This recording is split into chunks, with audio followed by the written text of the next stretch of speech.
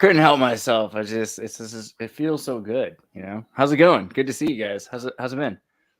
So we got Dave Butler in the house. I don't know if you guys have heard of Dave Butler. He's an amazing sci-fi writer. He's an author. He's also doing some deep dives into the mysteries of faith. Check out that book. Actually, we got a copy right there. I got two of his books here. So I've got Plain and Precious Things, which is sort of the introduction to a lot of these ideas that we're going to be talking about. And then I've got right here his other one, The Goodness and Mysteries, which is more of a deep dive. And he has a third book coming out soon, The Language of Adam. Yeah, May 1st. Well, now that we've spoken for you, I don't. Do you want to tell us a little bit about yourself and your life and your research and all that?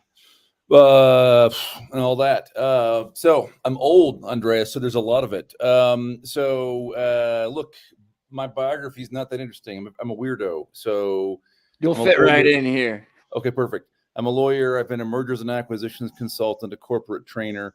I am not an academic. I am a writer. I've got 18 published science fiction and fantasy novels out. My second collection of short stories probably comes out in the next year. And I am don't tell anybody, I am a Mormon. Dude, that's where all the cool sci-fi. Like, this is the thing. Like, look at Battlestar Galactica. I'm sorry, everybody. I know. But it's true. It's true. Orson Scott Card, Brandon Sanderson, James Dashner, Stephanie Meyer. We got a lot of them. Brandon Mull. Yeah. Oh, dude, what was the other one? I just like Tim Allen. The Galaxy Quest. Galaxy Quest. Yeah. Is that too? Is that guy? Yeah, seriously. He was. I don't know if he still is, but like he definitely, you can tell. I mean, but in the background, yeah, cool. Yeah. So so I've done all this kind of stuff, married, 3 kids, got a dog, and excited to be here with you guys. My nonfiction writing, so we may end up intersecting into some of them.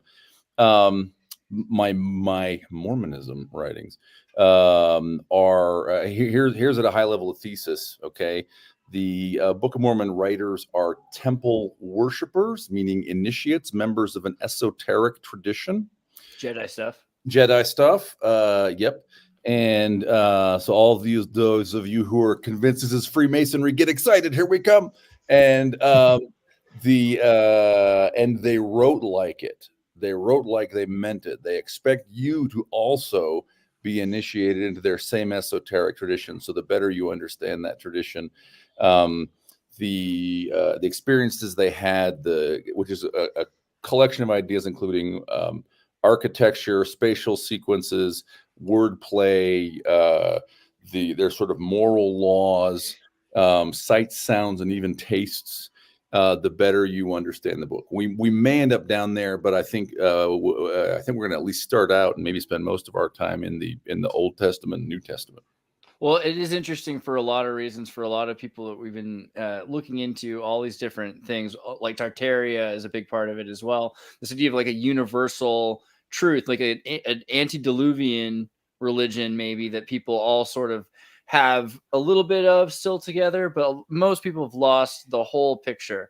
But you still have like families, people trying to be the best people they can be.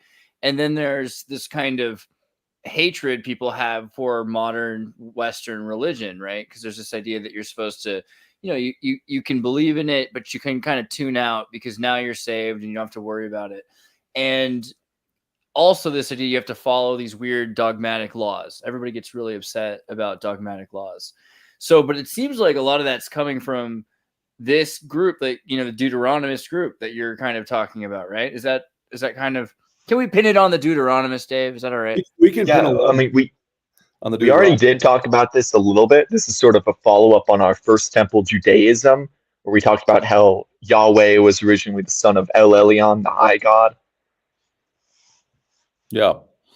That's awesome. Should we start it like a primer for people on like what do we mean when we say Deuteronomist? Is that helpful? Is that a good thing? Yeah. Yes.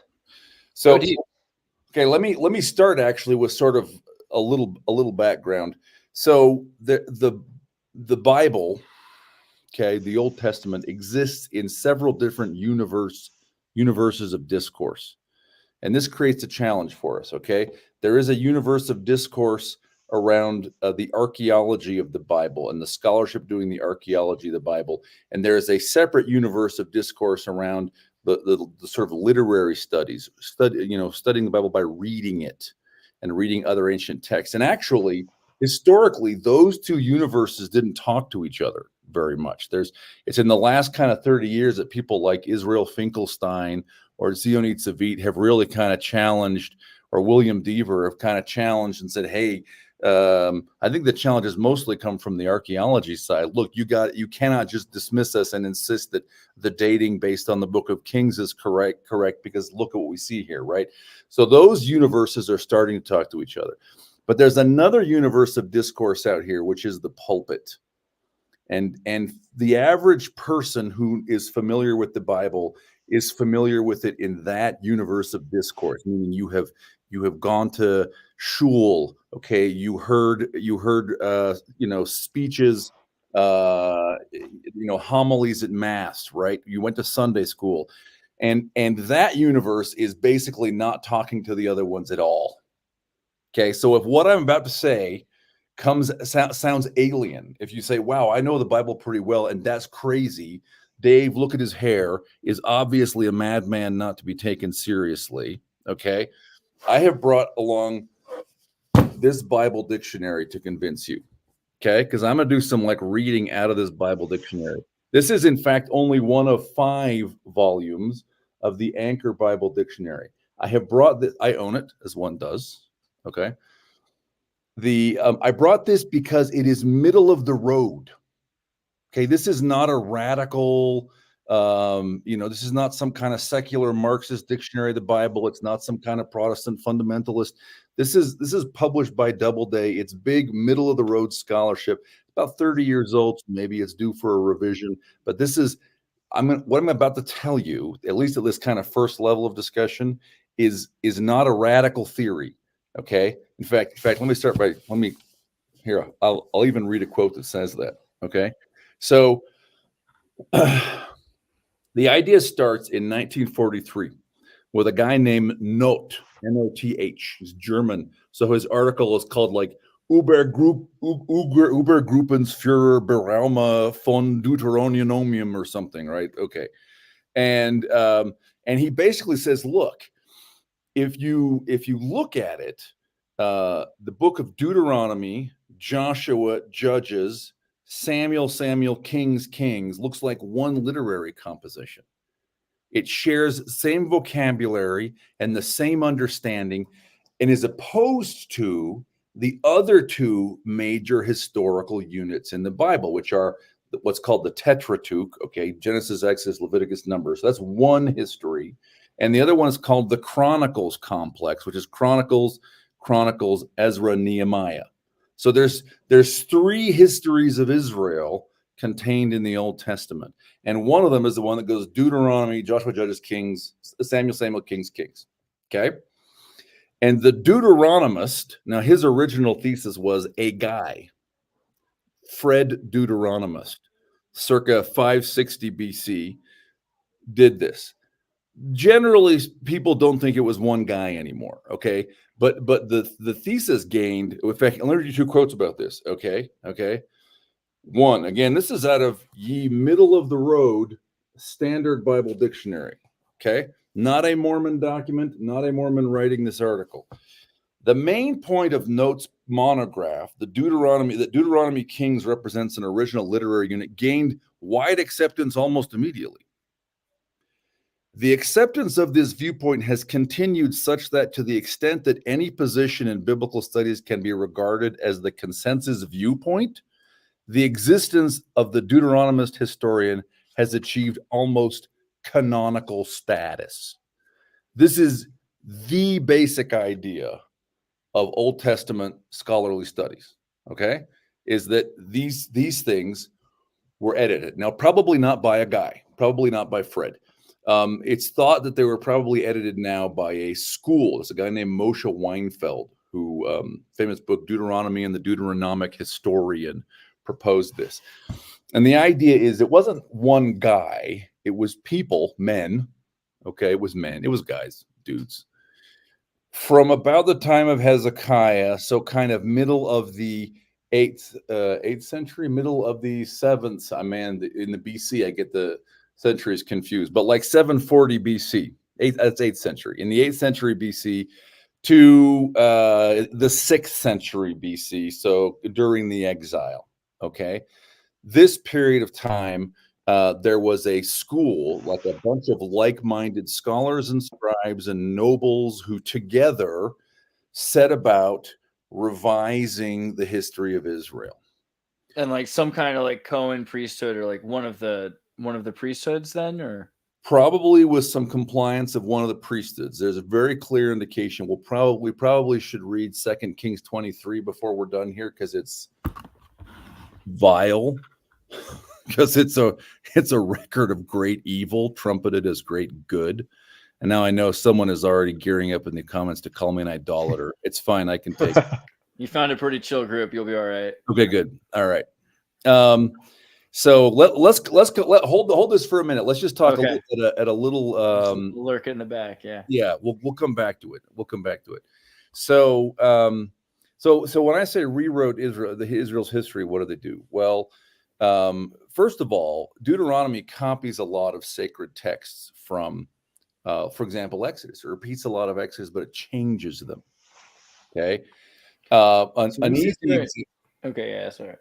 Go ahead. I was just saying, so it's changing it? Like, what's it doing to change it? That's sneaky. Okay, so one example, one easy example. It is sneaky.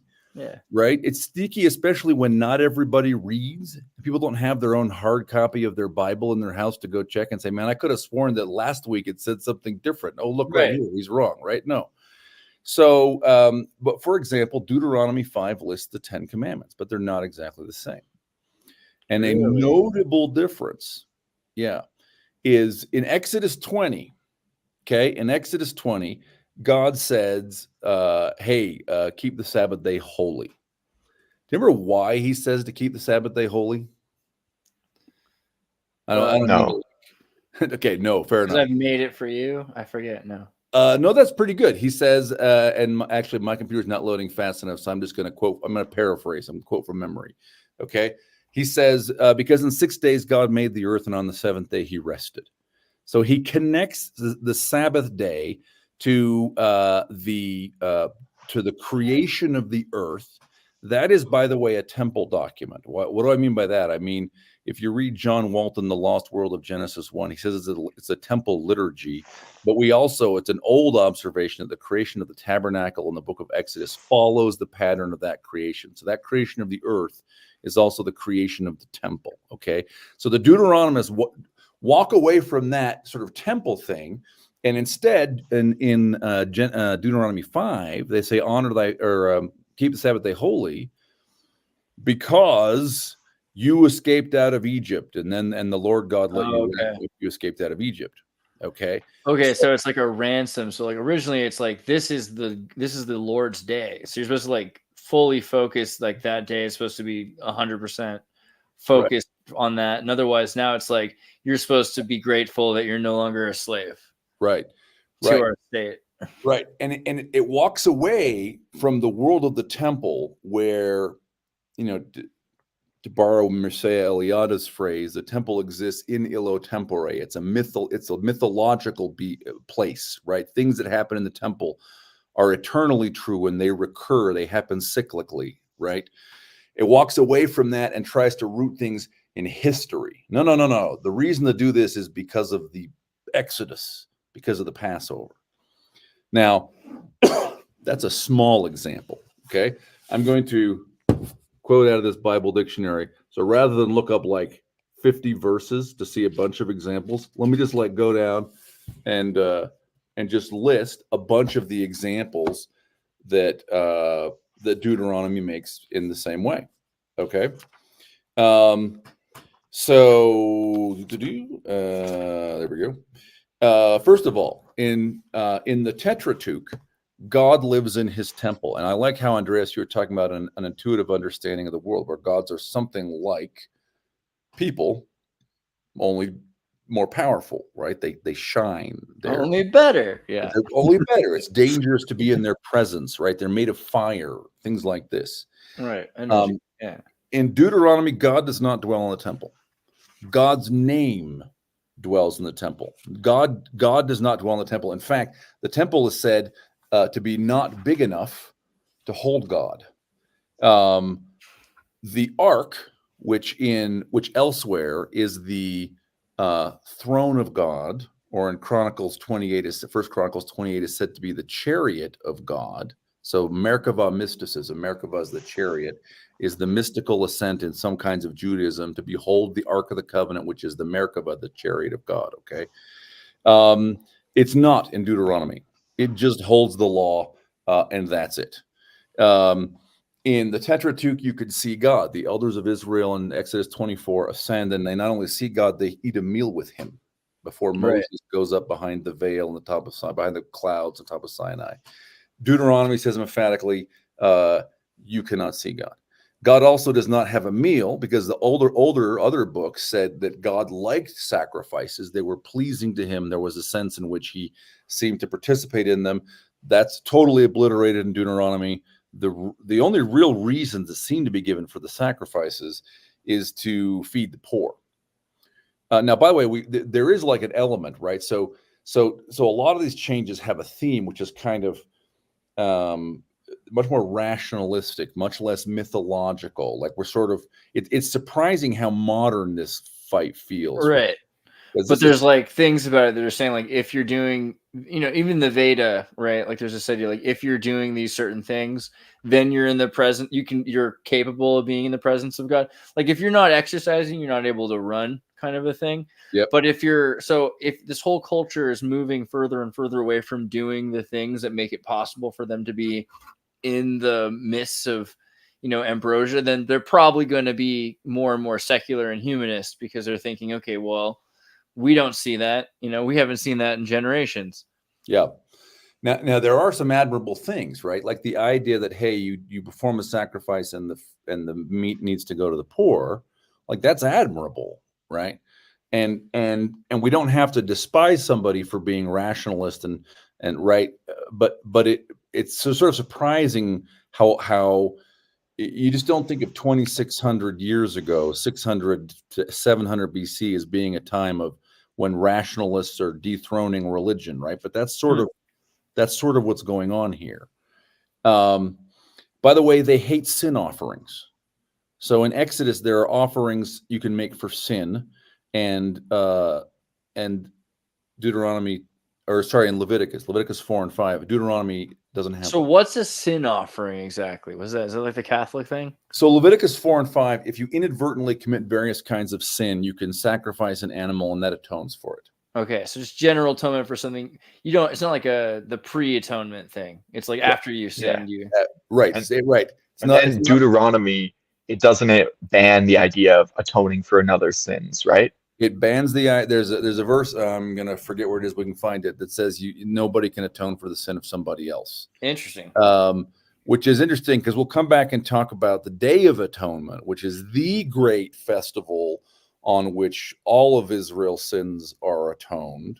Right. And they not only don't repeat it, they remove it from their calendar.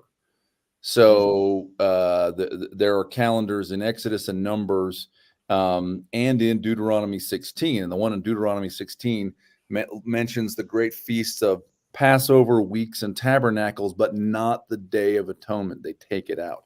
And we'll come back and talk about that and why that's super interesting, and sort of some surprising connections with Christianity and the Gospel of John. Okay, in a minute. So because I'm not done, there's other stuff to do. One of the interesting side effects is the Deuteronomists invent secular slaughter. So prior to these guys, every time you killed an animal, it was a sacred act. Okay, it was always a sacrifice. And by the way, the blood had to be treated a certain way, right? The blood can only be spilled on an altar, and that is no longer true. Now, there's a related point. I should have taken this in the other order. So together with changes in like the text and the laws, one of the big underlying themes is Deuteronomy and the Deuteronomists are centralizing everything. Everything is being brought into Jerusalem. Okay, you can't do this worship it out in your little village anymore, which is why you can't sacrificially slaughter animals out in your little village anymore, because your altar is no longer valid. So everyone had their own altars before this point. Well, it's been suggested that what Abraham, Isaac, and Jacob do in Genesis was the religion of Israel that the Deuteronomists are reacting to. And the religion of Abraham, Isaac, and Jacob is that, like, when the family has a sacred experience, they erect a matzebet, a standing stone, or they build an altar and they sacrifice there. So like a shrine, like, because this is interesting because it's exactly the same kind of thing. You'd have a shrine in, China, right, in India, or in America. Especially interesting is like the mountains in America, like family shrines. Okay, a local shrine in your backyard, and you would have. And I know one thing that Margaret Barker really focused on a lot in her writings is that the Melchizedek priesthood that's focused on in the book of Hebrews, which is also very much Day of Atonement theology, that Melchizedek religion was the religion that the Deuteronomists removed. This sort of esoteric religion with the high priesthood. Yeah. We when we read 2 Kings 23 in a minute, I'm going to make some suggestions about that. Right. Absolutely. So they're centralizing power. They create secular slaughter. They change Passover. They take away all the funky magic sounding stuff, like where you would spread blood on the lintel to keep the demons away. They take that disappears in Deuteronomist Passover, which is, by the way, really good for biodynamic farming. All right, I just want to say. Also, I like the funky weird stuff, so I miss it. There's something else too. So there's and I'm not going to read the verses, but I'll just read a couple of quotes on it out of here. Well, one more point before that. Deuteronomy has an ideology of nationalism and a general air of superiority, right? So it's this, not like I'm saying, oh, and they were bigoted, we should hate them for that, but like along with everything else, they were bigoted. But they're clearly thinking that their temple is like the place that should be they should have a monopoly on the culture's, being able to make money off of the atonement and whatever. Which, by the way, you see that attitude all the way down into John 4, Jesus' encounter with a Samaritan at the well, right? And the Samaritans, well, we can talk about the Samaritans later maybe, but their story was not, oh, we were people who the Assyrians moved in to replace the Israelites. Their story is, we were always here. We are the Shomrim. We're still keeping. We're the keepers of the old way. You guys are the heretical innovation insisting on this Jerusalem temple. Wow. Okay. Yeah, because it's like a caste system thing where the indigenous people are always put to the untouchable class, right? Yeah. Okay. Would you say that the Samaritans were a tribe of Israel, perhaps, maybe from the Northern Kingdom? So that's what their story is. Their story is they were part of the Northern Kingdom. They were always there. They are still keeping their original covenants. They have a Torah, a Pentateuch, the five books of Moses, that is not exactly the same as the one in the the Hebrew Bible that I use. One of the big differences is that rather than indicating that the temple should be built at Jerusalem, it indicates the temple should be built at Mount Gerizim. Right? So just flat out disagrees. So So okay, there's one more thing about Deuteronomy's ideology, and this is going to lead us into the murder-happy King Josiah. Okay. So, by the way, I'm in office, and some folks have come to clean stuff. So if you hear rolling wheels, someone will come take my... I'll blame whoever put glitter on the ground. Yeah, it was probably me. I like to shake it in my hair. Fair. Deuteronomy changes the idea of holy war. Okay. And it announces a ban against Canaanites. A ban is harem, which is a sacred instruction that you can kill them. Okay. And it's a ban against all the Deuteronomists. And the original harem in the other books referred to hostile cities. Okay, so there'd be a war against a city, and so that city, you know, is harem, and everybody can kill it. Okay.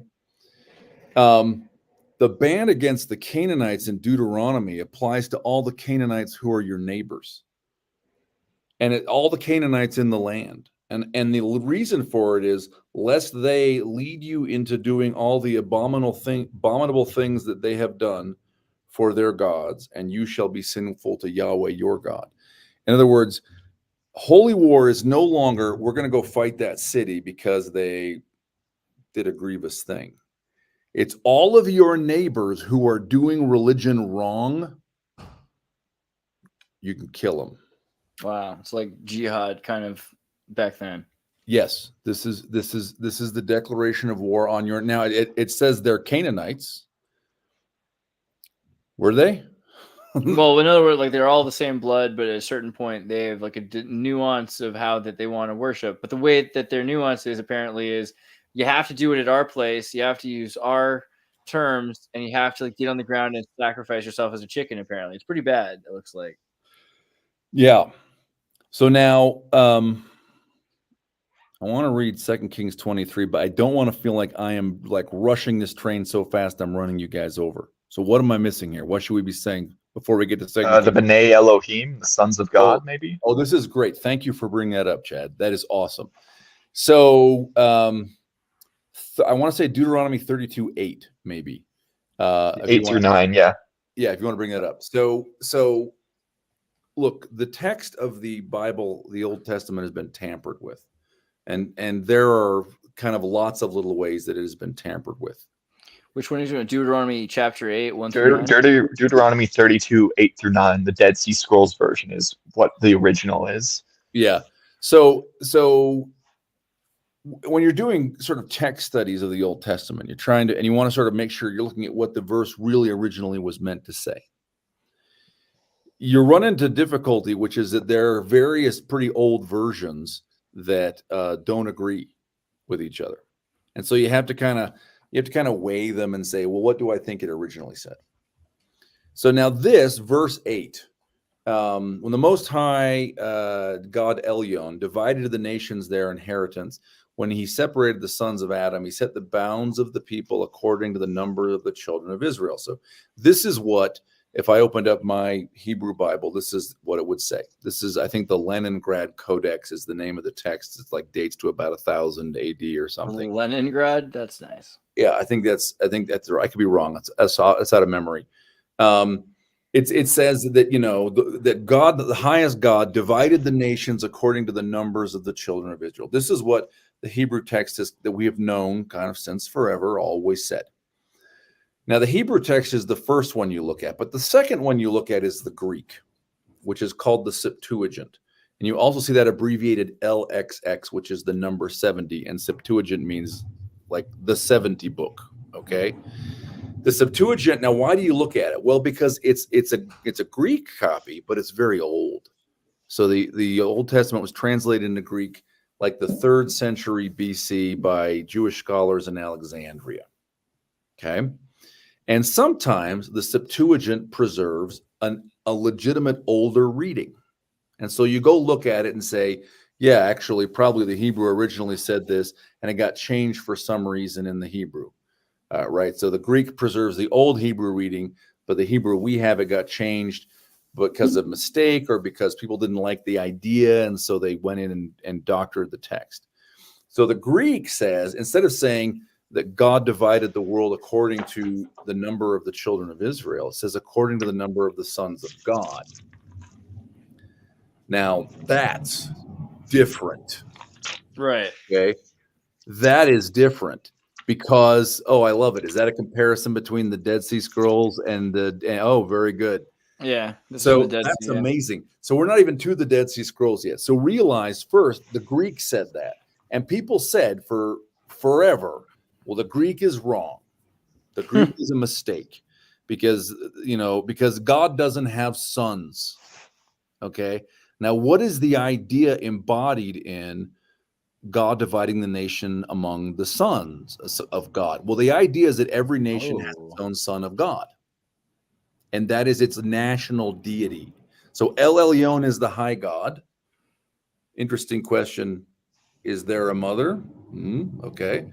And then every nation has its son. And so maybe the Canaan has Baal, and maybe Israel has Yahweh. And by the way, the commandment, you shall have no other gods before me, actually implies that there are other gods.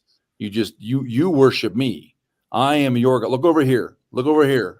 Right? Don't look over there. I am your God. Right?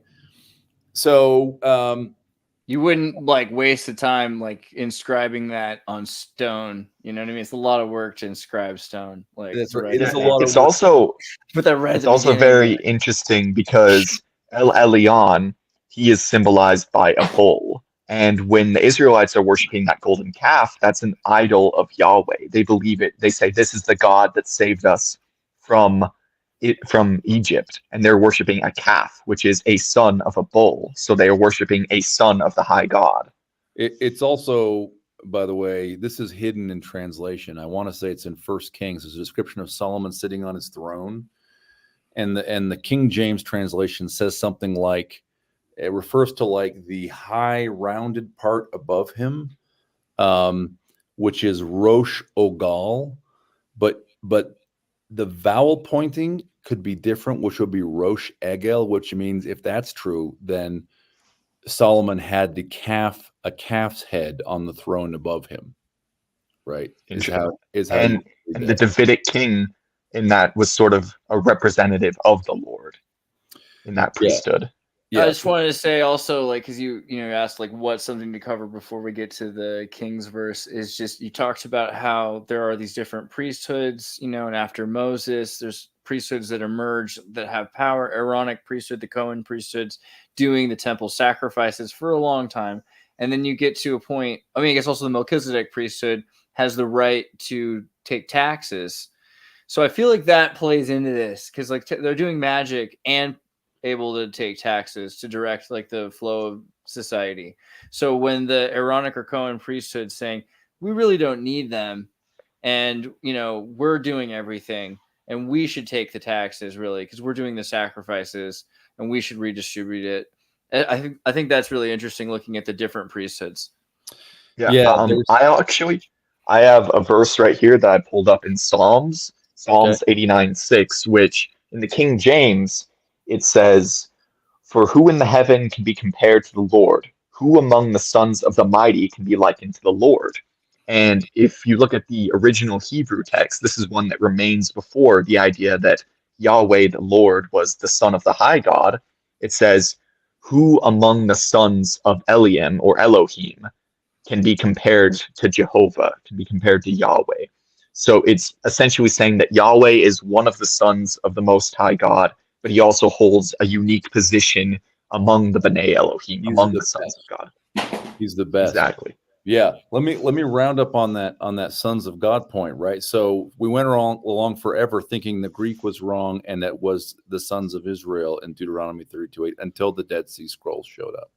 And then we went, oh, there are a bunch of old Hebrew versions 1,000 years older than the Leningrad Codex that said sons of God, and the opinion flipped the other way. And now almost everybody says, yeah, it must have been sons of God, right? So there's like all kinds of morals in there. The Melchizedek priesthood is super interesting because it's in the Old Testament. Man, it's very few passages and passages that are really hard to read, which sort of seems like maybe it's something that people have tried to obfuscate. A little bit of scrubbing going on, right? Yeah. Yeah, but it seems like, for example, that he may have been the king at some point. Like it was a royal priesthood. I mean, that's in the name Melchizedek for one thing, king of righteousness or righteous king. It's super interesting in Psalm 110. It seems like the Melchizedek priest, and the Greek and Hebrew are different here, but it seems like the Melchizedek priest is in some sense born, not made. Like maybe bloodline has to do with it, but maybe also the way of his being made the Melchizedek priest is understood as a birth, right? So maybe there are women involved. Right. That's another interesting thing. This idea that the Cohen priesthood or the Cohenot, like that there's a missing thing about, like you talk about Asherah, the wife of God, this idea of the feminine priesthood being kind of initiating the Melchizedek priesthood somehow. Because then the Melchizedek priesthood's like the Brahmin or something, because they're doing like a Enochian language of God. This seems like. Yeah. It's also very interesting with that. We can verify that specific scripture in Deuteronomy has been altered because we have that older version of it. We don't know what other alterations there may be. But in Jeremiah 8, chapter 8, he's the prophet at the time of these reforms going on.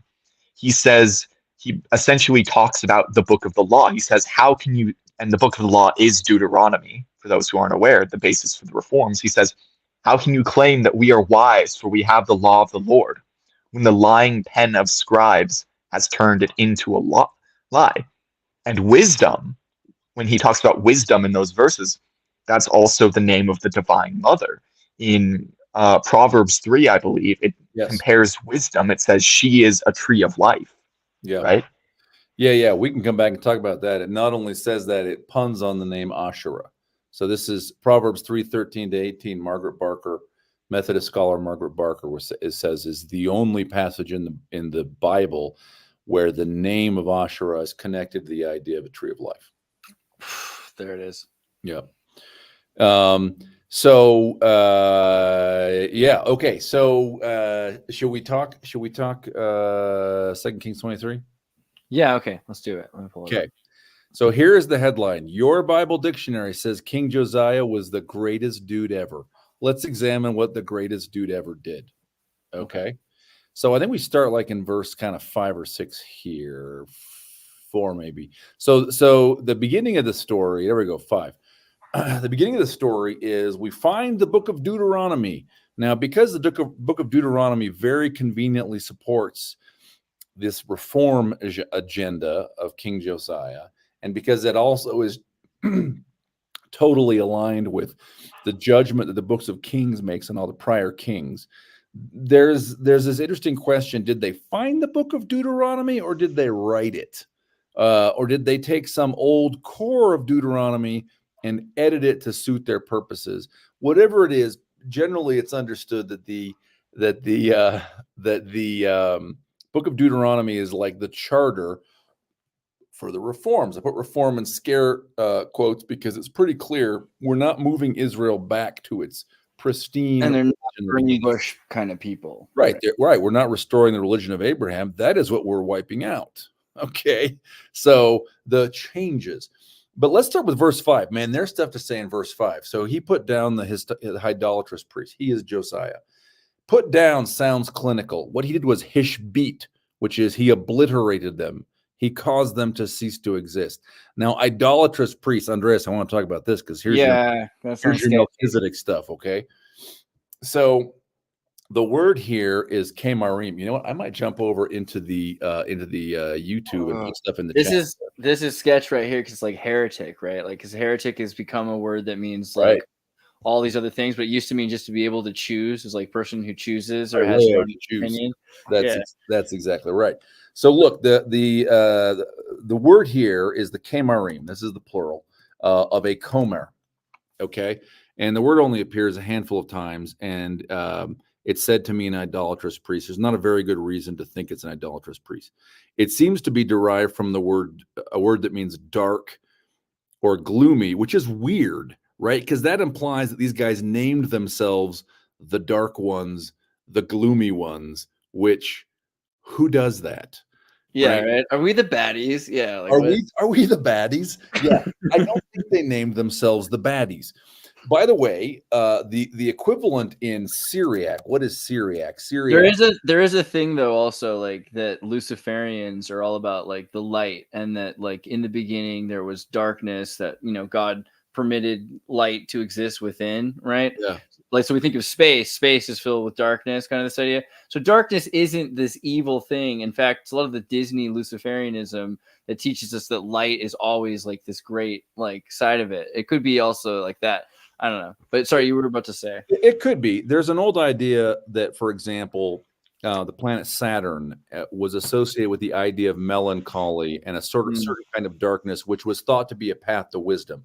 So Saturnine as an adjective meant gloomy, depressive, sad, but also wise, right? That So might be. it is possible. Okay, it is possible. But let me throw out an alternative. So in the Syriac Bible, the old Syriac Bible rejoices in the glorious name of the Peshitta. Okay. There is an equivalent of Comer, and it is a Qumran. Okay. And as it happens, in Genesis 14, in the Peshitta, Melchizedek is a Qumran. Okay, he's not a Cohen. He's of this other order of priests. Now that's interesting. Now, so what are the Qumran like? They sound. I mean, I already sound like I like it already. What is it? Yeah, well, let me throw out a hypothesis here. Okay, now we're getting into original Dave scholarship. This is original Dave hypothesis. I don't believe anyone has suggested this except me. It's probably true because let's face it, I am very wise. So, so there is a verb root. Okay, a 3-letter root, which is not so. If you think about this in like sort of Roman characters, you know, KMR are the root letters of the Comers, and this is sort of het instead of kaf. It's like a ch instead of a k, but it would be a Homer instead of a Comer. Okay, now if it said Homer instead, what might that word mean? Well, it turns out it might mean some pretty interesting things. Why? Because hamar means to cover. For example, in Arabic, a himar is a veil. Right. And it's so hard, the veil. Okay. Yeah, in fact, himar is the obligation of a woman, a Muslim woman, to cover herself. But any veil or covering is himar. That meaning does exist only in one passage in the Hebrew Old Testament, Exodus 2, verse 3, where Moses' mother is putting Moses into the cradle and sending him off into the river. And it says she, tachmara, she hamard the boat with hamar. She covered it with a covering. The King James says she daubed it with slime. Okay, but she covered it with a covering. So this idea that hamar means to cover or to veil is in biblical Hebrew. And by the way, that would suggest that the hamarim would be the veil priests. I was trying to find that picture that Chad had earlier because there's a bunch of medieval paintings of like reaching the God's hand, reaching through the search veil. for Melchizedek mosaic. Melchizedek mosaic. Oh, sorry. I spelled that wrong as possible. Yeah. Melchizedek. Melchizedek. Are you looking Izedek. the stuff in Ravenna? Zedek. I did it again. Yeah. Mosaic. There you go.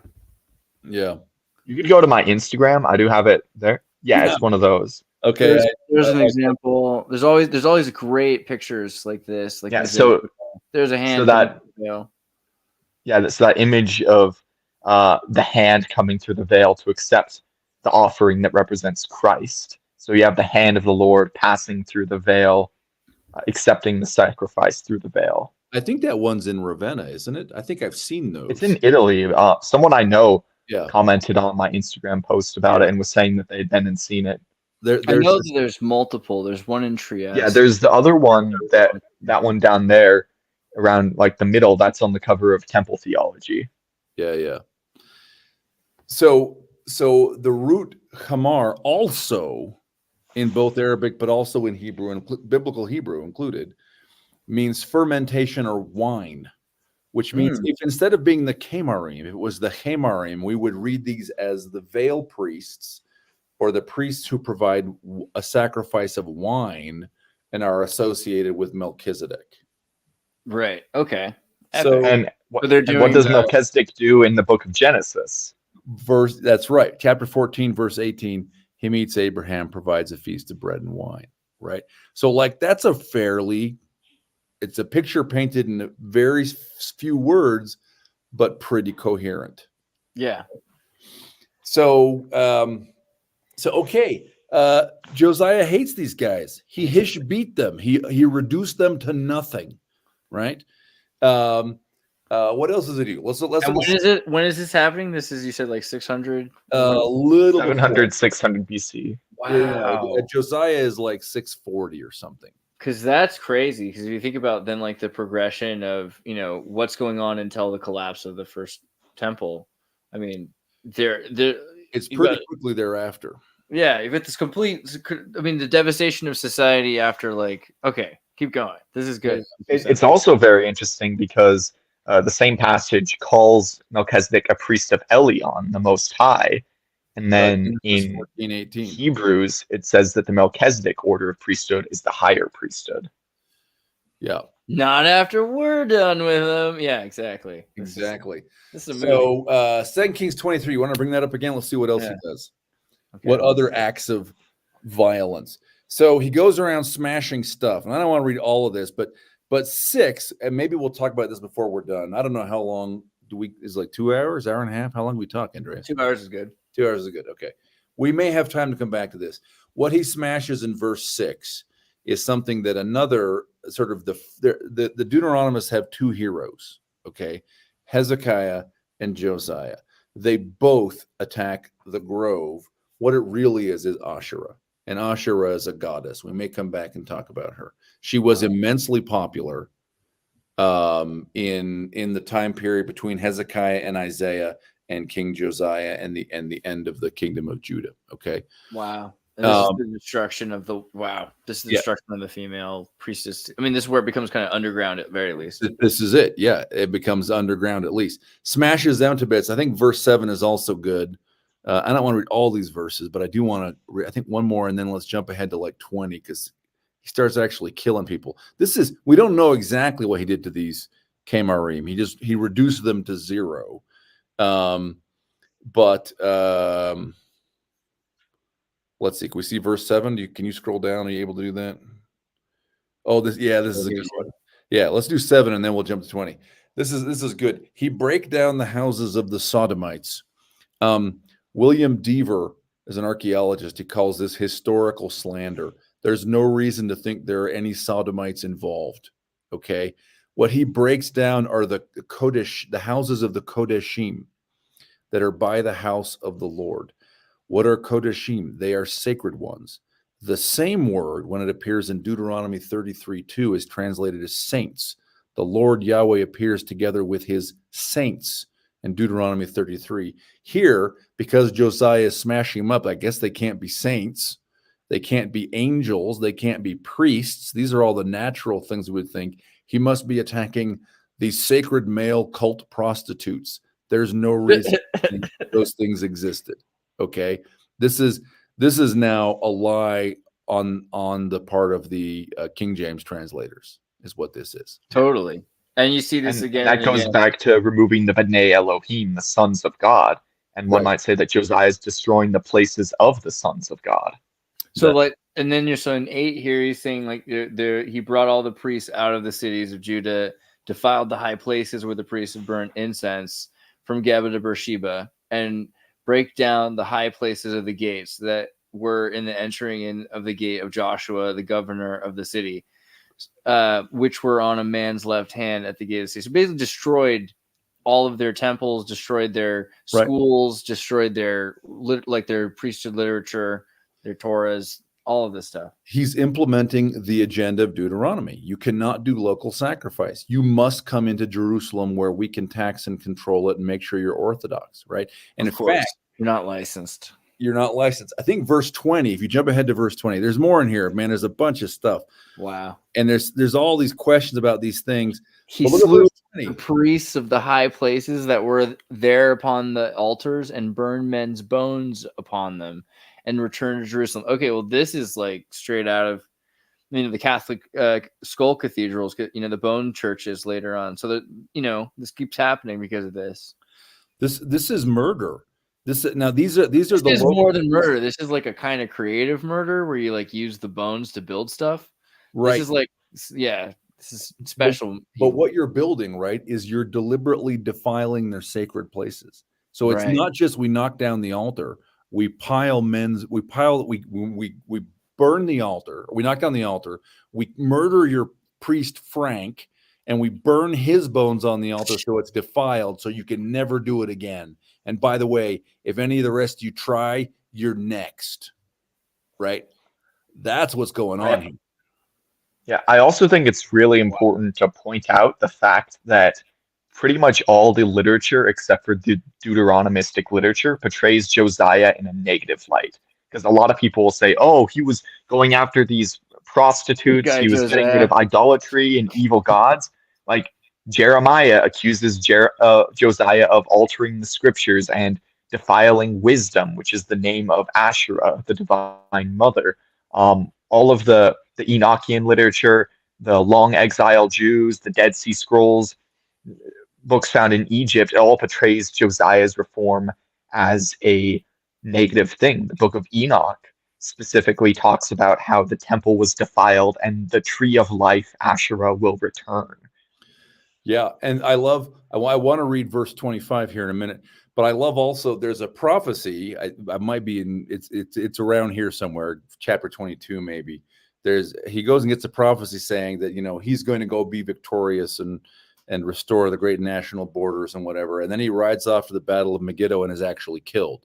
So like there's a prophecy that's not fulfilled, which is like really interesting that that's included.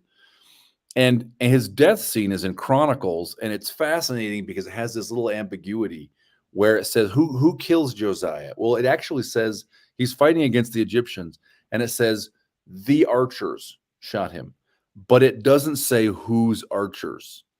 It doesn't say which archers, and there is the tantalizing possibility that his own men were like, "You son of a bitch!" Frank was the local priest, right? Now we don't know that. It's just a wonderful. I'm going to imagine it like that from now on. Thank you. If I were writing the novel, that would be how King Josiah died. So yeah, verse 25 just says he was the best King Judah ever had. By the way, the language is basically the same as what is he writing. Is this like Trump writing his own book? Like, I don't know. This is like he was the best. There's not one before him that was any better, and there wasn't one that was after. He really was the best king. It was amazing. Yeah, that's the voice you should have 2 Kings 23 narrated. This is working. Right. Yeah. So this is the implementation of the Deuteronomic agenda. Okay, this is how the book of Deuteronomy gets. So the idea that they declared holy war against the neighbors, it's not an idle threat.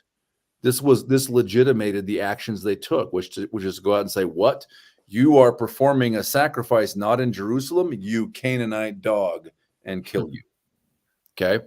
Dang. So if we step back, there's this, and just let's acknowledge this moment of weirdness. Okay.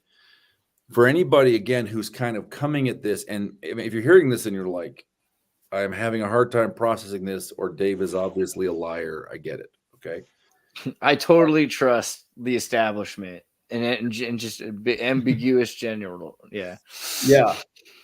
Because what we're saying is the Old Testament has voices that not only disagree with each other, but one set of voices tried to kill the other set. They literally murder and also rewrite their texts. And end up in charge for a while. And end up in charge. Now, not for very long, right? They get wiped out by Babylon. Yeah. And by the way, when they come back, I think it's in the book of Ezra, they come back and they're trying to rebuild the temple. And the Haaretz, the people of the land who stayed behind, we don't know quite who they are. But well, I mean, you just mentioned earlier the Samaritans. Like Samaritans were a group that didn't have to go to. Right. So some group, which might include the Samaritans, try to stop them from rebuilding the temple. They petition, I think Cyrus, or I don't know, they petition the Persians and say, don't let these guys rebuild the temple. And they levy accusations of treason. They are not loyal to you, O king. Right. So they're when they come back, there are people who are still resisting them. Like, I remember these guys, right? Like they kill it, and they try and stop them from reassuming control. So I know that is if you are a Bible believer and you have just sort of taken at face value the Old Testament all your life, I realize this might be difficult to believe. But if you saw Thundercats, which is based on this, by the way, you already know. So it's okay. Well, in the chat, there's actually a comment I'd like to address by Arsini talking about Baal. So that person's saying that they think Baal might just be another word for God, a vague term. Yeah, Baal good, Baal Actually, bad. What you got? that's very close because Baal actually means Lord. The god that most people refer to as Baal is actually known as Hadad, right? And you have an interesting situation where I personally believe Hadad or Baal is an apostate form of Yahweh that was worshipped by the Canaanites because they have a lot of stories and stuff that are similar. Um, but you have an interesting situation where the word Baal at certain times was used to refer to Yahweh because Yahweh I is the try to Lord. reserve the word apostate for like cannibals and pedophiles, but we'll get into that. I think we'll go. Keep going. Sorry. No, I think that's right. Right. I think Baal is one of the other ones of the sons of Elyon, and a lot of Psalms we have discovered since the Library of Ugarit was found in 1978, I think, and deciphered, that a lot of Psalms borrow heavily from songs that seem to be originally older versions written about Baal. Mm-hmm. So, yes, rivalry. Yes, theological questions. But even in Hebrew today, Baal means Lord. Like it's one of the words for husband. I don't know if we're going to talk about Mary Magdalene, but when Jesus is arisen and is in the garden and Mary arrives, he calls her woman, Isha, i.e. Eve or wife. She calls him Baal, Lord, i.e. husband. Yeah. So yeah, Baal is go easy on Baal. He's There's not. also an interesting story about Baal dying and being resurrected, and a woman being there for his resurrection that's seen as his wife. So, since we identify Yahweh with Jesus Christ, I do think the similarities between Baal and Yahweh come from the idea that the Canaanites were actually a part of Abraham's family before he went off and started his own family. So you have essentially duplicate gods going on, where they have the same stories about the Lord, the Son of God, except for they believe them to be two rival entities because they're rival nations. Yeah. Let's get that box song out of the way real quick. You know how that goes, right? We play this death metal song for a second. Sorry. Okay. Cool.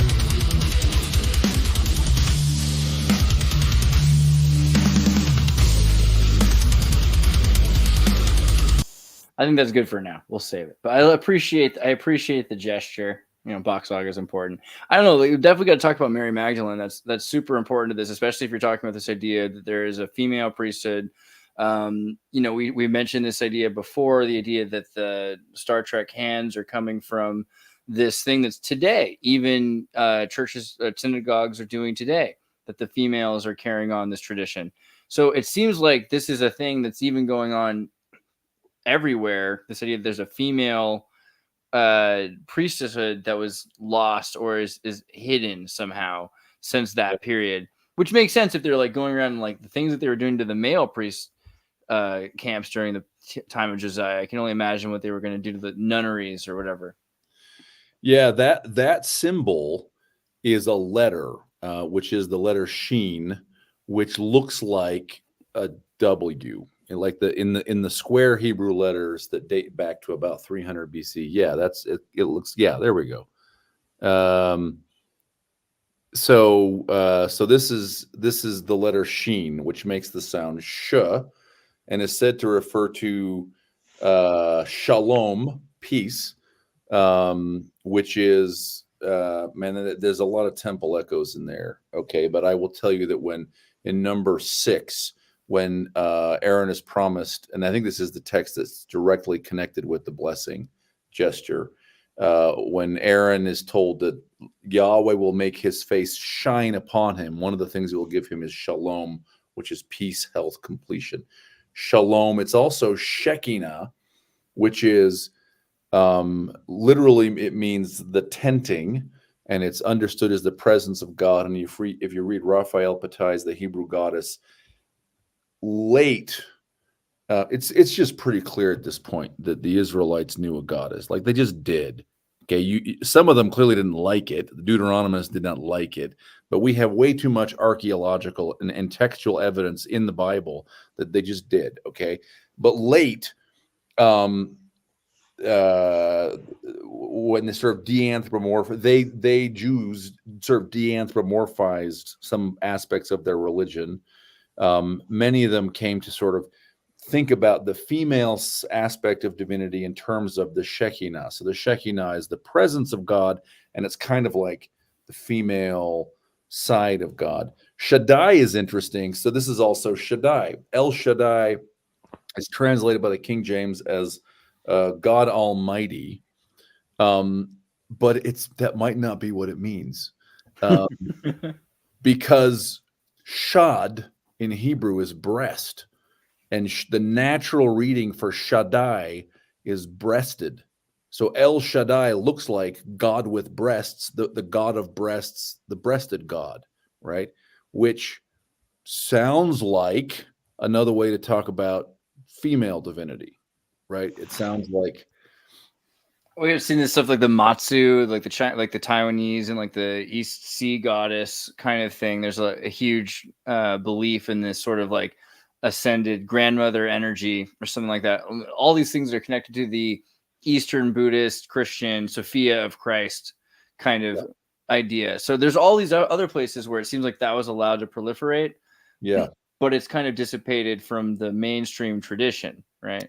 Or it's underground, right? Like it's underground with Mary, or it's thought about as an aspect of the Holy Spirit. And that's a weird one too, because I think like maybe a lot of Christians or like a lot of religious people have a hard time with this idea, but it seems super intuitive if you're looking historically that a rabbi like at the time of Yeshua, like Jesus, would have had to have been married to be considered like any other rabbi, right? And so it seems just pretty much taken for granted then that he had to have been married. And probably Mary Magdalene fits that bill. Mary. It's really interesting because another thing we can verify the Deuteronomists altered is, like, if you look at Deuteronomy, you can just compare all the contradictions. And a major one is the fact that it removes the idea that anyone's ever seen God. Where Exodus will say Moses saw God face to face, and then Deuteronomy will say you didn't see a form, you only heard a voice. Right. Yeah. So the Judean pillar figurines, this might be the right moment to look at these. So I say archaeology, okay? There's various, at this point, the debate's never over, but the debate has reached a resting point, okay? We have found many thousand. My last count I've read is like from 2013, and it was over 3,000 of these Judean pillar figurines. So Abraham did not do a perfect job destroying them all. Yeah, that's right. He didn't. Josiah did not get all of them. So these things are super popular in Jerusalem.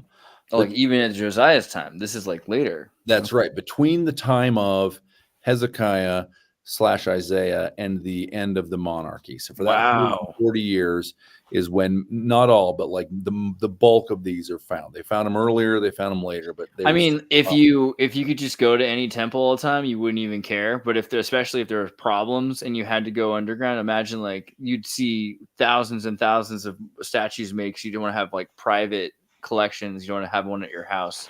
What if you were a woman and you wanted the goddess to be present with you during your childbirth? Right, you're not going into Jerusalem on a cart to give birth at the temple, right? You have a little statue to. What was the translation you said? Like that meant the breasted one. What was the word? El Shaddai, the breasted one. El Shaddai. So people look at these. By the way, sometimes we find them painted, and they seem to have had really big eyes, which is an interesting connection with Chad's point about wisdom. Right, wisdom, yeah, and we can look at it in a minute. But Proverbs 3 is the biblical text that connects the name Asherah, which is the name of this goddess, with wisdom. Asherah is a tree, with wisdom and the tree of life. Asherah is a tree, and if you look at those figurines' shape, right, they're actually different from the idols of countries around them, and the reason is the idols of countries around Judah have developed lower halves. So it's woman as sort of fully sexual being, woman as seductress and concubine, okay?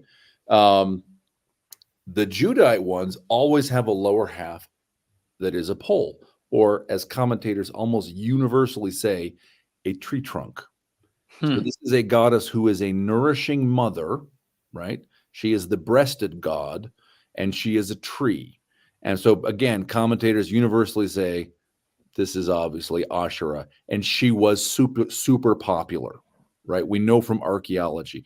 We also have a couple of famous archaeology sites where her name was written together with Yahweh. So we know from writing outside the Bible that they're, again, kind of, well, the inscriptions at Kuntalet Adrud and Kirbet El Kom are like, one of them a little bit precedes Isaiah and one is kind of Isaiah's time. So at the early part of that time spectrum. So we have like a pretty solid wife of God, not in like well, it's ancient, but not that ancient. This is contemporary to what we're talking about. The kingdom of Judah. Yeah, right. they're at that moment. It's happening. People have statues. People have, and they're wow. And Deuteronomy hates her, and there are other biblical Deuteronomy hates her. who may hate her. There is, we may or may not go there tonight, but like I think there is very good reason to think that Isaiah does not. That Isaiah actually reveres her and sees the changes that are made in the time of Hezekiah and violently rejects them. Well, I mean, I don't want to rush you, but like, do you feel like, I mean, bring up that kind of is interesting. Like, what do you think about Isaiah saying? Because he's kind of like major prophet. So if he's thinking about the divine feminine, that's kind of key. Okay. And it's interesting a point someone else makes in the chat about Yahweh and Asherah being a pair, where previously Asherah and El Elyon were a pair, but then you see that merger of Yahweh going from being El Elyon's son to being synonymous with him, and he inherits his mother as his consort. Yeah, there's a lot of places that conversation can go. Let me point out one that is not the place we usually go, because I'm on a place where I'm going to say weird things right now. Okay. Congrats. Okay. It is in the Mishnah. I think it's Mishnah Hagiga 2, maybe Mishnah Hagiga. And I'm going to put it in the chat so you can see the spelling of it. And I think it's like I forget, 2 verse 3 or something. There are this is the Mishnah. This is the first layer of kind of proto-rabbinical writings, okay, collected by Judah the Prince in the 2nd century AD. And in Mishnah Hagiga, is this it? So somewhere in here, there's like it's very small, so it's like, I think it's 2. Look for 2. There are 3 things that you cannot just discuss publicly with anyone. Okay, you can only discuss them with certain people. Okay, try 3. Maybe it's 3. It's in here somewhere. Is it 1? I could be in the wrong version of this. Mishnah Hagiga is very small, so you're in the right place. We just go to 2 or 3. Oh, there it is. I just saw it. Go down. Search for the word chariot. Do that. Search for the word chariot. It will turn up. There it is. Bam. This is the stuff you're not allowed to talk about publicly. Oh. Okay. One may not expound the topic of forbidden sexual relations before 3 or more individuals. We'll come back to that. That's the interesting one. But first, what are the other 2? You can't expound the secrets of creation before 2 or more people. What does that mean? It means you cannot discuss the creation text of Genesis 1 except one-on-one. Wow. You can only talk about it one-on-one. Why? Whose rule is this? What is this from exactly? So these are the earliest writings of the rabbi. Rabbi Judah the Prince in like the 2nd century AD goes around collecting the traditions of. So this isn't the Deuteronomists. This is like the way to do it. You think this is a proper way? So these are things that are thought to be extremely sensitive to the rabbis. Like there was something touchy, there was something careful that you couldn't just openly talk about them. So one thing you can't openly talk about is the creation. And like we already said, the creation is a temple text. It's Genesis 1 doesn't look like an esoteric text to us because it's printed there on the page, but it was. And this is one of the things it tells us, is because you couldn't talk about it to a class.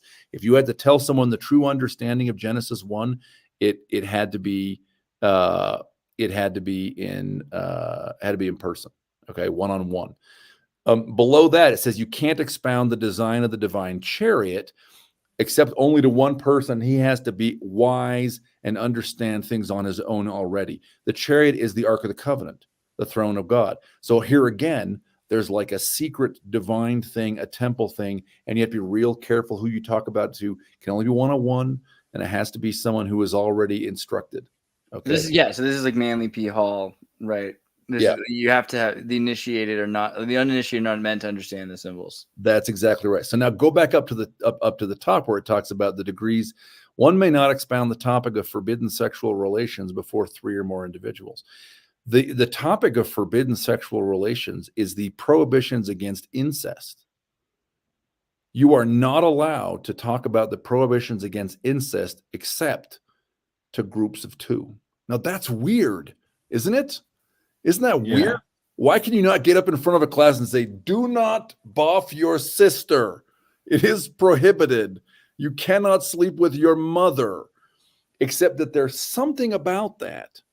There's something about that. There's some like footnote. There's some caveat that had to be communicated that was super sensitive and connected with sacred things. And so it may have to do with this kind of slipperiness where, man, Asherah seems to be married to the father, but is she sometimes associated with the son, right? And I don't know. No rabbi, no Kabbalist has taken me aside to say, Dave, here is what the deal is. We're going to set that up. Yeah, if you are in the chat, if you are Rabbi Meir, a Kabbalist, and you can drive to Utah, or I will drive to where you are, I would be very interested to hear what it is. Yeah, it's interesting. One thing about that, you're talking about the creation account as an esoteric text.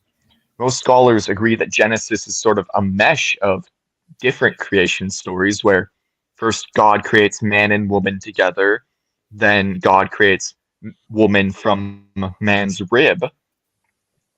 Origin, he believed in a pre-existence of spirits because he believed the first creation was a creation of spirits, and then the second creation was a physical creation. But then when we get to the Book of Jubilees creation story, day 1, this is something the Deuteronomists removed because they removed the host of heaven, they removed the sons of God. Day 1, the creation account, the sons of God were born on day 1, right? And they participate in the creation, which is why Genesis says, let us create them in our image. So we have that sort of idea of a pre-existence. And I know you mentioned that in the video Ward Radio uploaded earlier about how in Jubilees somewhere it talks about how the angels taught about the Day of Atonement before the world began. Yeah. The creation of angels on day 1 is one of these subjects. Margaret talks about this that is apparent, like it's in a lot of text. The Song of the Three Children has it, for example, but it's apparently sensitive because it gets wiped out of a bunch of texts also. So some people really did not like the idea that there were divine beings created early in the process with God who participated in, for example, creation. Yeah. Yes. Although maybe this is a good segue to reading Proverbs 3. Should we go to Proverbs 3? I just had it open. Sure. And I think after this, one thing that would be good to go into is the idea that Margaret Barker really revolutionized, that Christianity was a continuation and revival of this esoteric First Temple religion with sons of God. So let's talk about this and let's give a couple of examples. So let's talk about the tree of life maybe and the Nehushtan. So verses 13 to 18, Andreas. So 13, happy is the man that findeth wisdom. Now here's the thing. There is a pun here, okay? This is the so-called beatitude formula in Hebrew. Happy is the man that something. What it's translating in Hebrew under is really the phrase, oh, the happiness of. Happiness is esher, the plural construct form. Ashrei is oh, the happinesses, and then it belongs to whatever's next. Oh, the happiness of the man who findeth wisdom. Okay. Well, Ashrei, commentators have observed, kind of sounds like Asherah. Okay. Wow. Now, is there any other reason to think this is about Asherah? Well, if you go down to verse 18. Well, also wisdom right there, because wisdom is Sophia. I mean, it's the... Yes, wisdom is a feminine goddess. And verse 18, what this ends on is the tree of life. So this passage says, she is Asherah, wisdom, tree of life, right? So Margaret's point is, in the Bible, this is the one passage that seems to very clearly say Asherah is wisdom, Asherah is the tree of life. Wow. That is really good. Now, by the way, so this is Chad was Chad. This is a great point to raise, right? So one sort of, so I know we've already kind of had like oh man, the Bible is not a unified whole. It is a minefield conversation. Some of you already hate me. Now some of you are going to hate me even more. So so there's a lot of evidence that the Christians, the part of the first temple religion that they thought they were carrying on, is the part the Deuteronomists were trying to wipe out. Okay. For example, the tree of life. Now, if you look at, and I want to come back to Isaiah if we have time. Hopefully we can do that. But if you look at, for example, Revelation 22, okay, this is the very end. I think I might have to have a Tolkien moment here too. Yeah, I'm actually finding something right now. I know there's a lot of references to the tree of life in Enoch and how the temple was defiled and they'll return. I'm finding one right now to put in the chat. I mean, there's just also, someone's gonna be upset when we bring up the Sephirot, but yeah, let's get to Revelation 22 here. So look at 22 verse 2. So this is the last chapter in the sort of standard Western Bible. Okay, and this is the restoration of of Jerusalem as a temple in the future, and this is the vision of the Holy of Holies. Okay, we know it's that because verse 3 that says the throne of God is there. Okay, and by the way, verse 1 also, he showed me a pure river of water of life proceeding out of the throne of God. Well, what is there in the Holy of Holies of the temple with the throne of God, according to John the Revelator, is the tree of life. In the midst of the tree of it, on either side of the river, was the tree of life with its 12 fruits and with its leaves that heal. Okay. And by the way, anointing oil was always understood to be the oil of the tree of life. Okay. So this thing, Asherah, literally is what 2 Kings 23 says that Josiah cut down and burned and ground into powder. This goddess, Proverbs 3 says, is the tree of life. Here is John the Revelator saying, in the New Jerusalem, one of the things that will come back is the tree of life. Where will it be? In the Holy of Holies, in the temple. It is with the throne of God, right? And again, hey, that makes perfect sense if you think that that there is a God and there is a goddess, and the throne and the tree should go together, right? So, sorry, go ahead. There's also in Luke 7:35, which also refers to wisdom as a mother. So it says, but wisdom is justified by all of her children. This is in the passage where an unnamed woman is anointing Jesus, and right, and like then 3 verses later in chapter 8, suddenly Mary Magdalene shows up. It's got to be. I don't know. I am 95% sure that is correct. Wisdom is just because a woman, this is, man, okay, we're like going all over the place, but this is awesome. So if you were a space alien, okay, and you came down and someone handed you the Gospels and like a Greek dictionary, so I'm going to understand this, and you would read through and you go, there's this guy named Christos. What does it mean? Anointed. Oh, there's a guy. Every gospel calls him the anointed. Who anoints this guy? The answer is, in every gospel, a woman anoints him.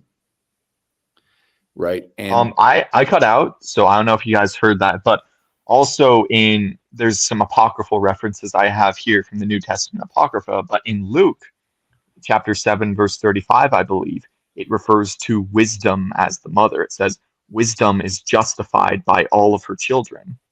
And isn't the passage, this is in the passage where a woman is anointing Jesus, right? Yeah. Yeah. Right. Isn't this also like, is it Esther or the book of Ruth where she like washes the feet of the master with her hair as well? There's like a whole bunch of things with this idea. So, this idea of women having this power as another thing, that it's, why are they doing the initiation? What is the deal with that? Like the feminine. So this looks to me, and we could talk about all the verses that kind of sort of point at this, but none of them is a slam dunk.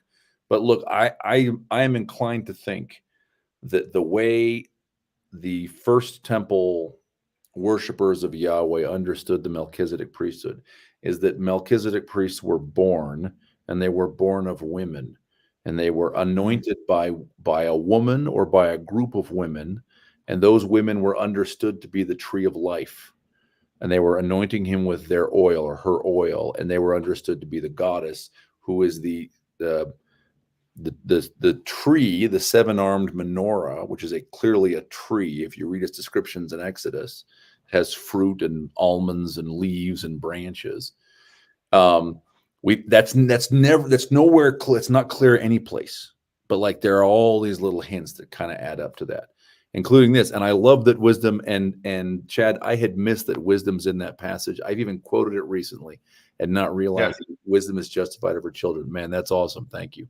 Yeah, it's interesting. There's another passage. So I was just really this was from the Nag.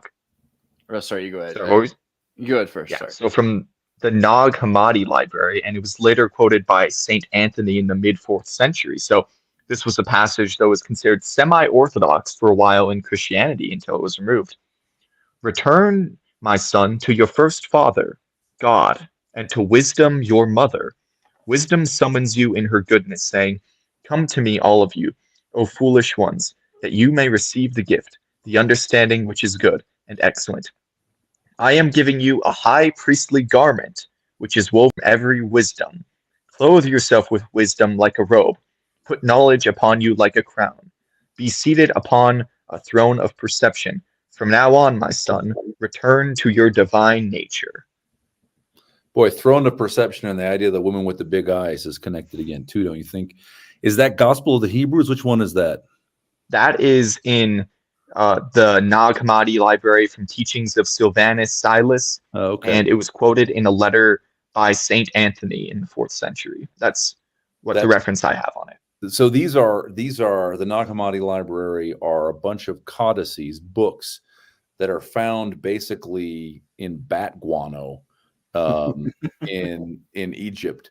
And man, archaeology, the story of how stuff gets found is often as interesting as the story of what the stuff is, because we love to imagine that all of the finds are found in an orderly fashion at an archaeological dig supervised by a university, and that ain't so.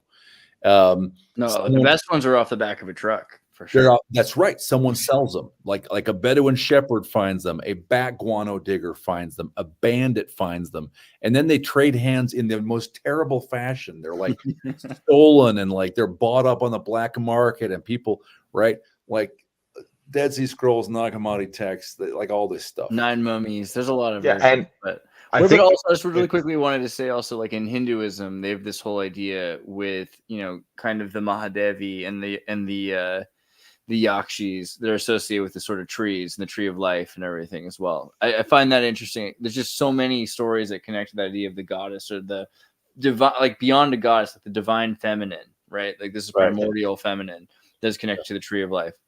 100%. Yeah. And in that passage, I think that goes back to your idea of the woman in the Melchizedek priests, where in this passage, it could be referring to you, it could be referring to Jesus Christ, but there is a person who is a son of God and a son of wisdom, who is his mother, and he is given this garment of wisdom, of divinity, and through wisdom he returns to divinity, and he has a crown on his head, so he's both a priest and a king, right, who is clothed in wisdom, the divine feminine. So that could go back to being anointed by the oil of the tree of life. But yeah, so like that's another thing. So like this idea that Christianity is kind of trying to reconcile what's missing from the First Temple period.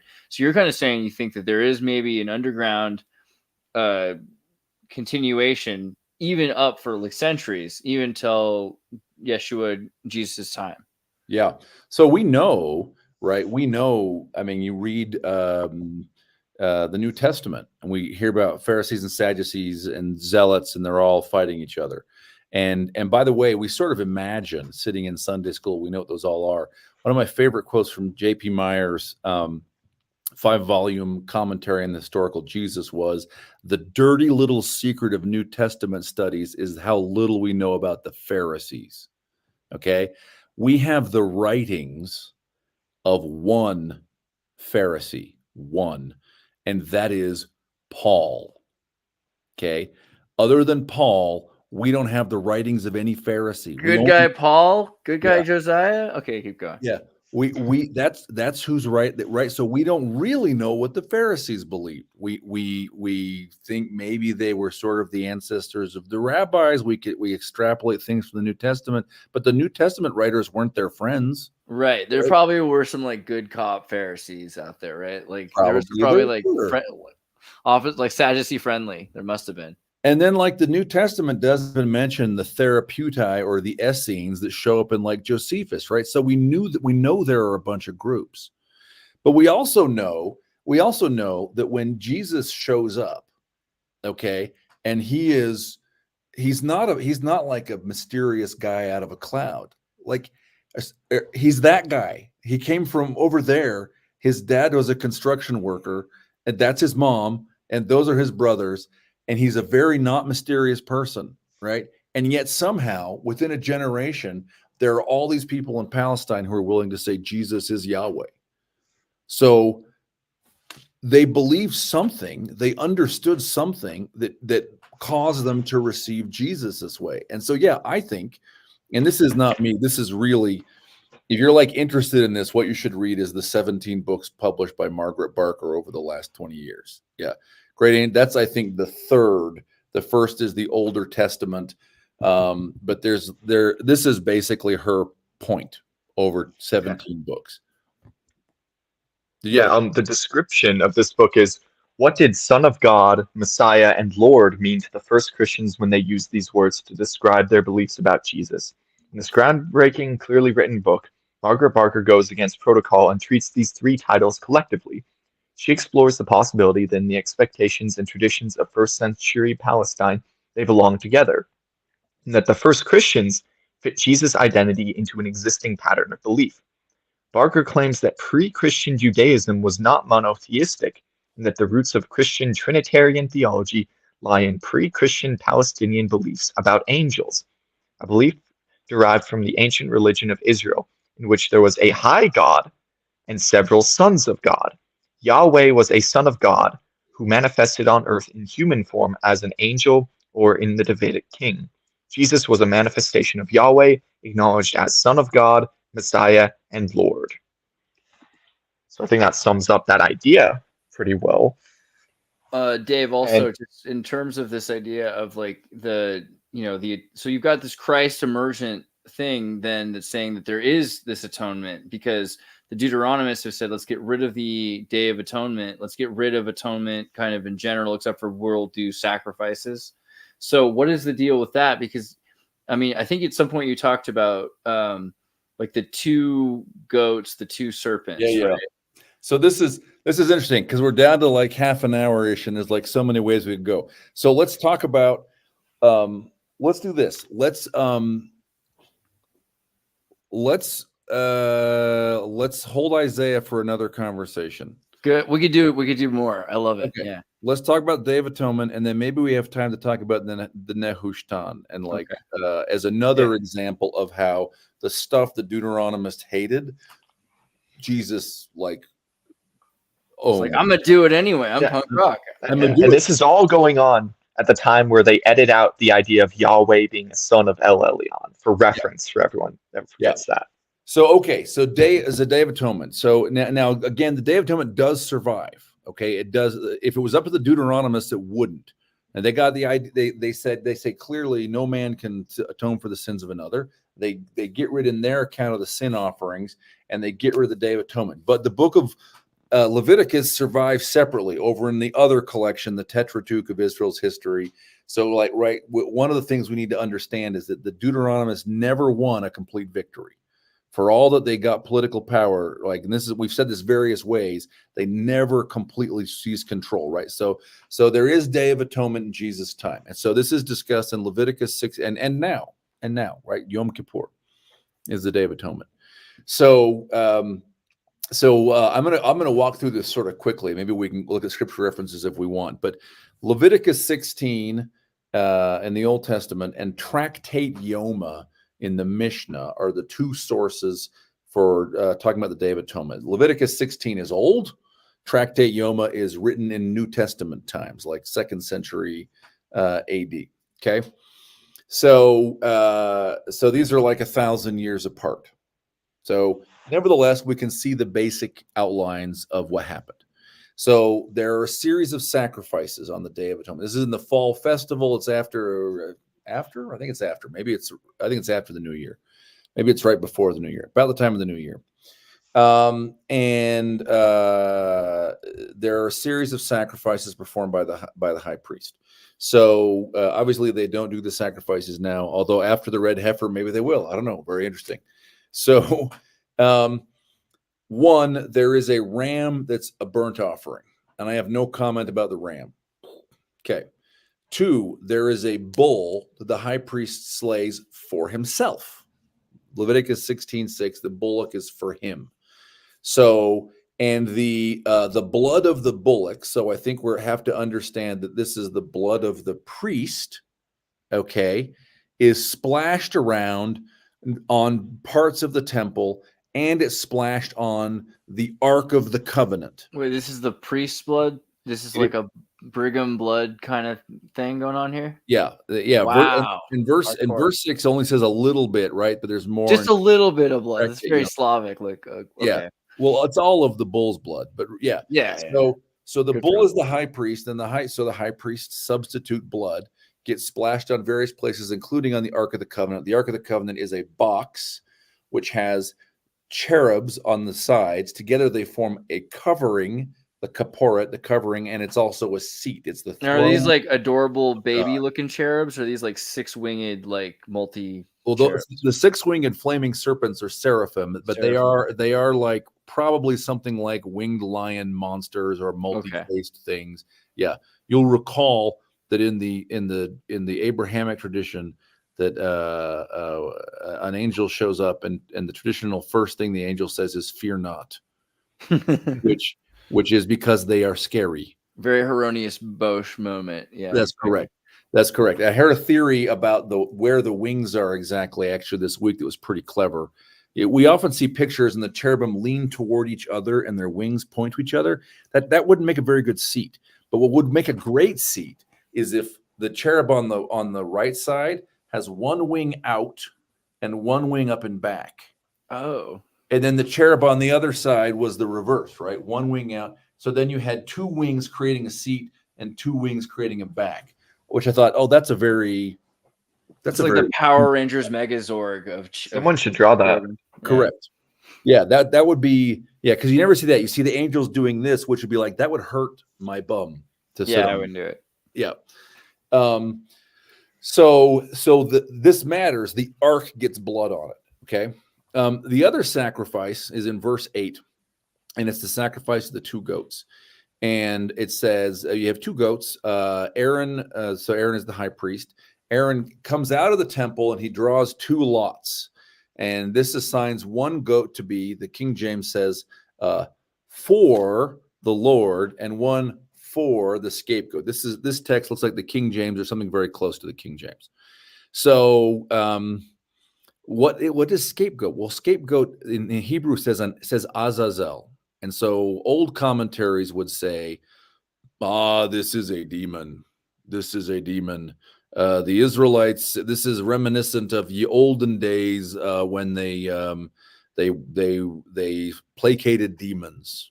Okay, and this is a sacrifice for placating demons. That's not a very good answer. We'll give you a better answer here in just a minute. Okay, so the sacrifice goes like this: the high priest comes out, he draws lots. One of the lots, and he reads them, and one of the lots has the name Yahweh on it. And this is the one time in the year when the high priest reading that lot pronounces out loud the name Yahweh. And the ritual response is everyone must fall down.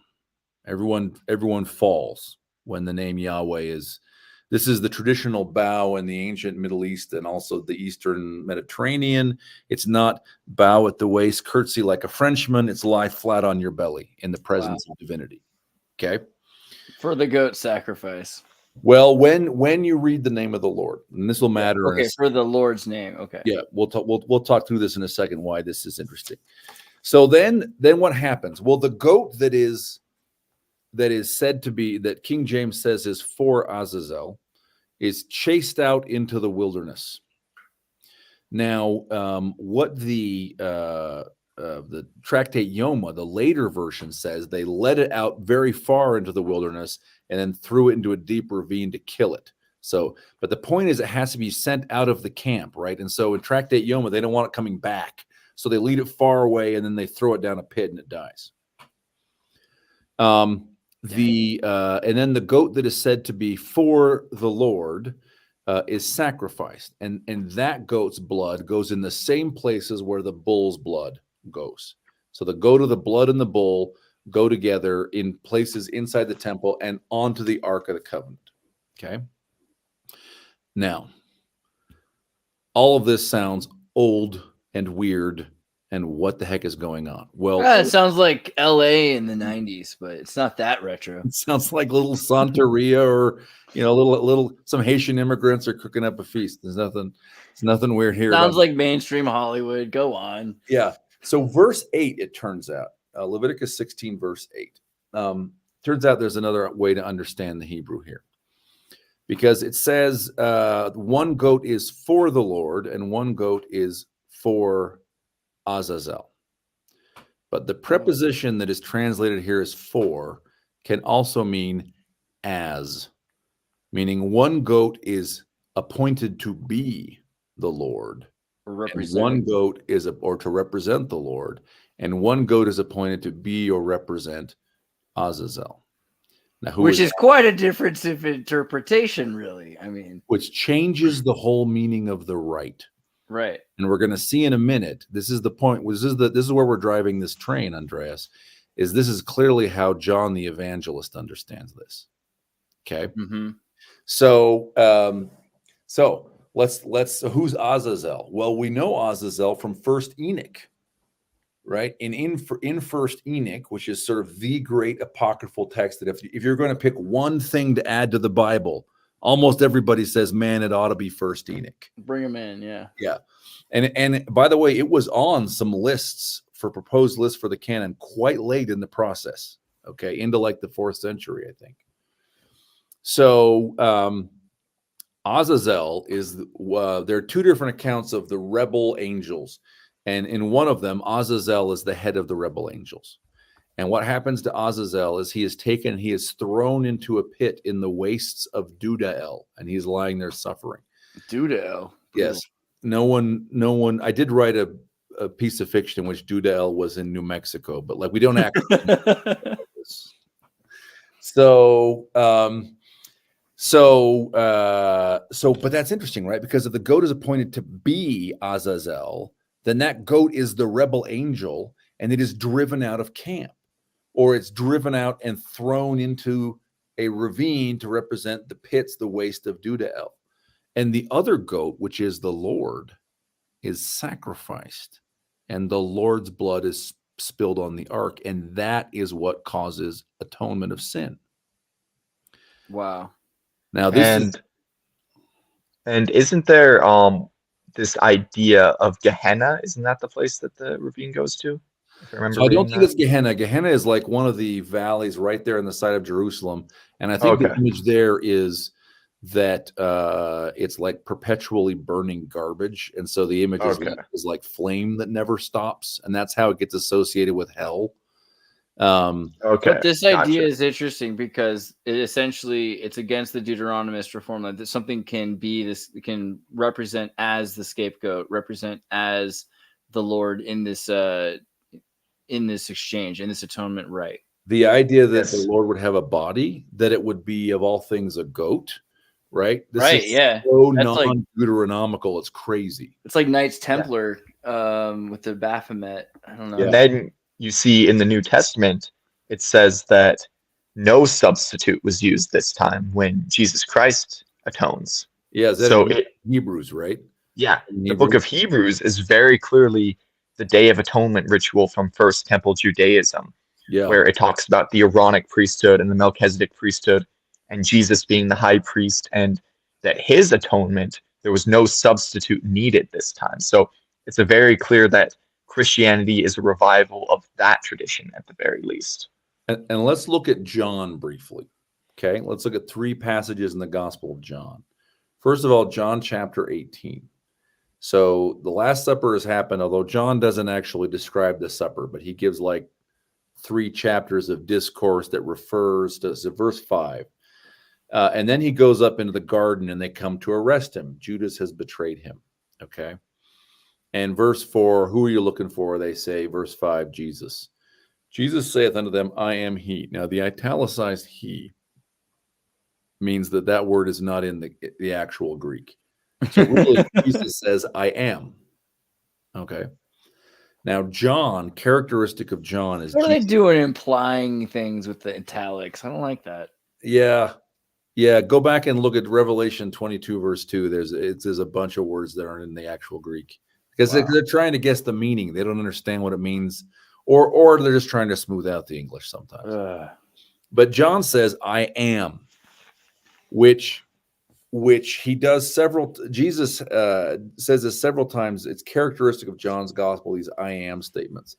And this is sort of the shortest cut to understanding this, is that when Moses in Exodus 3 talks to the burning bush, he says, who shall I say sent me? And the bush says, I am that I am. Okay, which is Ehyeh Asher Ehyeh. This is some form of the name Yahweh. Okay. And maybe the form is actually Ehyeh Asher Ehyeh, and Yahweh was a more daily form, or maybe it's the name Yahweh, but somehow Jesus is in this moment pronouncing the name of the Lord. Now let's just think back, right? The high priest comes out of the temple, and before the sacrifice, he pronounces the name of the Lord, and everyone falls down. Jesus here in verse 5 comes out of the upper room. He says, I am. He is pronouncing the name of the word, the name of the Lord. And verse 6, as soon then as he had said unto them, I am, they went backward. Wow. And fell to the ground. This is the Day of Atonement starting that John is showing us. Okay. And Jesus is the high priest because he's the one pronouncing the name, but he's also the Lord. He pronounces the name, knocks everyone down. Now, if you scroll down to verses 39 and 40, so I'm just going to hit like 3 passages really fast to show you that for John, what's going on is not the Passover. What's going on is the Day of Atonement. Okay. Verses 39 to 40. Here's Pilate. He's like, I don't really want to kill this Jesus guy. Seems like a bad idea. He doesn't seem like he really deserves it. He says, verse 39, you have a custom that I should let one person go. How about I release the king of the Jews? And they say, no, release Barabbas. Now, the name Barabbas is Aramaic. What does the name Barabbas mean? It means son of the Father. Right. Son of God, Abbas, Bara. Yeah. Jesus is also the son of the Father. Why are there these 2 guys in custody who seem to be in some sense the same? Well, the answer is that Jesus and Barabbas are the 2 Day of Atonement goats. And Jesus is the goat that has been chosen to be the Lord. He is the Lord. That means Barabbas is the other goat. So he has to be chased out of camp. He gets released from prison because he is the Azazel goat.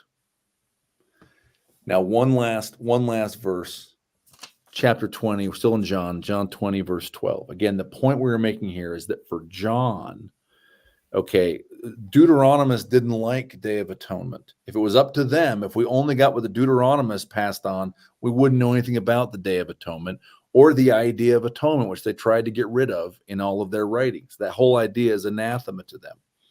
But for John, the sacrifice of Jesus Christ is a Day of Atonement sacrifice. So verse 12, this is Mary Magdalene, Jesus' wife, and she looks into the sepulcher, okay, and seeth 2 angels in white sitting, one at the head, one at the feet, where the body of Jesus had lain. Now let's just remember, what does the Ark of the Covenant look like? It is a box 2 angels. with 2 angels. She looks in and sees two angels, one at the head, one at the foot. This is where the body of Jesus has lain. This is where the blood of the bullock that's the high priest and the blood of the goat that is the Lord Yahweh has been shed. John is telling us with this image, the Day of Atonement sacrifice was accomplished here, right? And then to Chad's point, the writer of Epistle to Hebrews, whoever that was, says, also says this was a Day of Atonement sacrifice, but in this case, there was no substitute. There was no goat. It was the Lord who was the high priest. So super interesting, man. Especially like thinking about, we talked earlier about some of the crazy symbols that people like are looking at with the Knights Templar and their association with the goat, and everyone's like, what's good and what's evil, and like what did Jesus really want you to do? All of that seems to be connected to this. Yeah, and it's very interesting because I've had lots of people tell me, because my entire meme page on Instagram is just full of Josiah hate memes all throughout it. And I've had people say, oh, Josiah was just clearing out idolatrous stuff. That's all a coincidence. What do you have to say to people who say it's just a coincidence that there was a ritual where the Lord, who in that time period would have been understood as the Son of God, is slain for our sins? At the same time, the idea of him being the Son of God is also edited out of the scripture. This ritual is removed from the calendar. I mean, it's really, I get it, right? Like, it's not like people have been saying this for 50 years, and so it's become rooted in our culture. People have been saying this for 2,600 years, right? That Josiah was the hero, that he was the good guy. I don't know what to say other than, the New Testament writers John clearly thinks that the Day of Atonement is the paradigm for understanding Jesus. And the movement of which Josiah was a figurehead wanted to get rid of it, disagreed with the doctrine. But even more simply than that, Josiah killed a bunch of people, not foreigners, his neighbors, right? What was in kind of his own people, really. Yeah. His own people. In contemporary terms, the problem Josiah had was religious pluralism. Okay? He had some of his people who believed differently from him. His response was to go murder them. Now, there is a level at which I just want to say, if you do not, even when I confront you with this, if you don't hesitate and go, oh yeah, that is interesting. If you just say, no, God wanted it, I don't know what to say to you, right? Like, you ought to be able to at least say, maybe that was not right. That's interesting. Let me think about that, right? Yeah, I agree. Can I show you? I know we're kind of 2 hours. Can I show one more example? Please do. Kind of 4 verses here. That's we can definitely go over a little bit. Okay, all right. There's a risk once I start talking that I just don't turn off because there's so much cool stuff to say here. So the Nehushtan. So 2 Kings 18. Okay, the Deuteronomists have 2 great hero kings. One is Josiah, kind of near the end of their reign, their grip on the throne of Judah, and one is near the beginning, King Hezekiah. In fact, maybe what happened is during King Hezekiah's reign, or shortly before Hezekiah's reign, the northern kingdom fell. Look at verses 4 and 5 here. And maybe where the Deuteronomist movement came from was scribes from the northern kingdom who came down and brought it with them. Maybe. Okay. So what did Hezekiah do? He removed the high places, break the images. Now, 2 things in particular. He cut down the groves. That means he destroyed Asherah. So like Josiah, this guy went after Asherah, who is the tree of life, who is the goddess, who is generally understood to be the mother of Yahweh, the son of Elyon. Although it is interesting, in some inscriptions, she seems to be married to Elyon because understandings change over time, or who knows why. Okay. So he goes after Asherah, and he break in pieces the brazen serpent that Moses had made. Brazen is brass. He broke the brass serpent Moses made. For unto those days the children of Israel did burn incense to it. Okay, so Moses made it, so we would ordinarily respect it because Moses is our big hero. But the problem is the children of Israel burned incense to it. And he called it Nehushtan. Now, the fact that he says he called it Nehushtan is interesting. That sort of suggests that's not its real name. Okay, it's that Hezekiah called it Nehushtan. We'll see in a minute. It's a pejorative or something. Yeah. Like it's a pejorative. Yeah, we'll see in a minute. It probably means something like snake thingy or brass dealio. Okay. So this is what he did. Now, by the way, for these acts, verse 5, almost verbatim, it's almost the same words as 2 Kings 23:25. He gets the same praise Josiah does. There was none like him, and there was none like him before him, and none like him after him. He was the greatest king Judah ever had. Okay, they both He was the best king. Yeah, right. Yeah, he was the best king. But like just like Trump, like they get like which one is better because they both say this is the same thing about both. I don't know. Yeah. So okay, so this is what he did. Now let's look at Numbers 21. We can see like what is the deal with this. Which one is this at again? Book of Numbers, chapter 21. Numbers 21. Yeah, Book of Numbers. And we're going to read verses 6 to 9 here. So this is the story of the Nehushtan. Okay. So this is on the Exodus. The Lord sends fiery serpents. By the way, serpents is Nechashim. Fiery is Seraphim.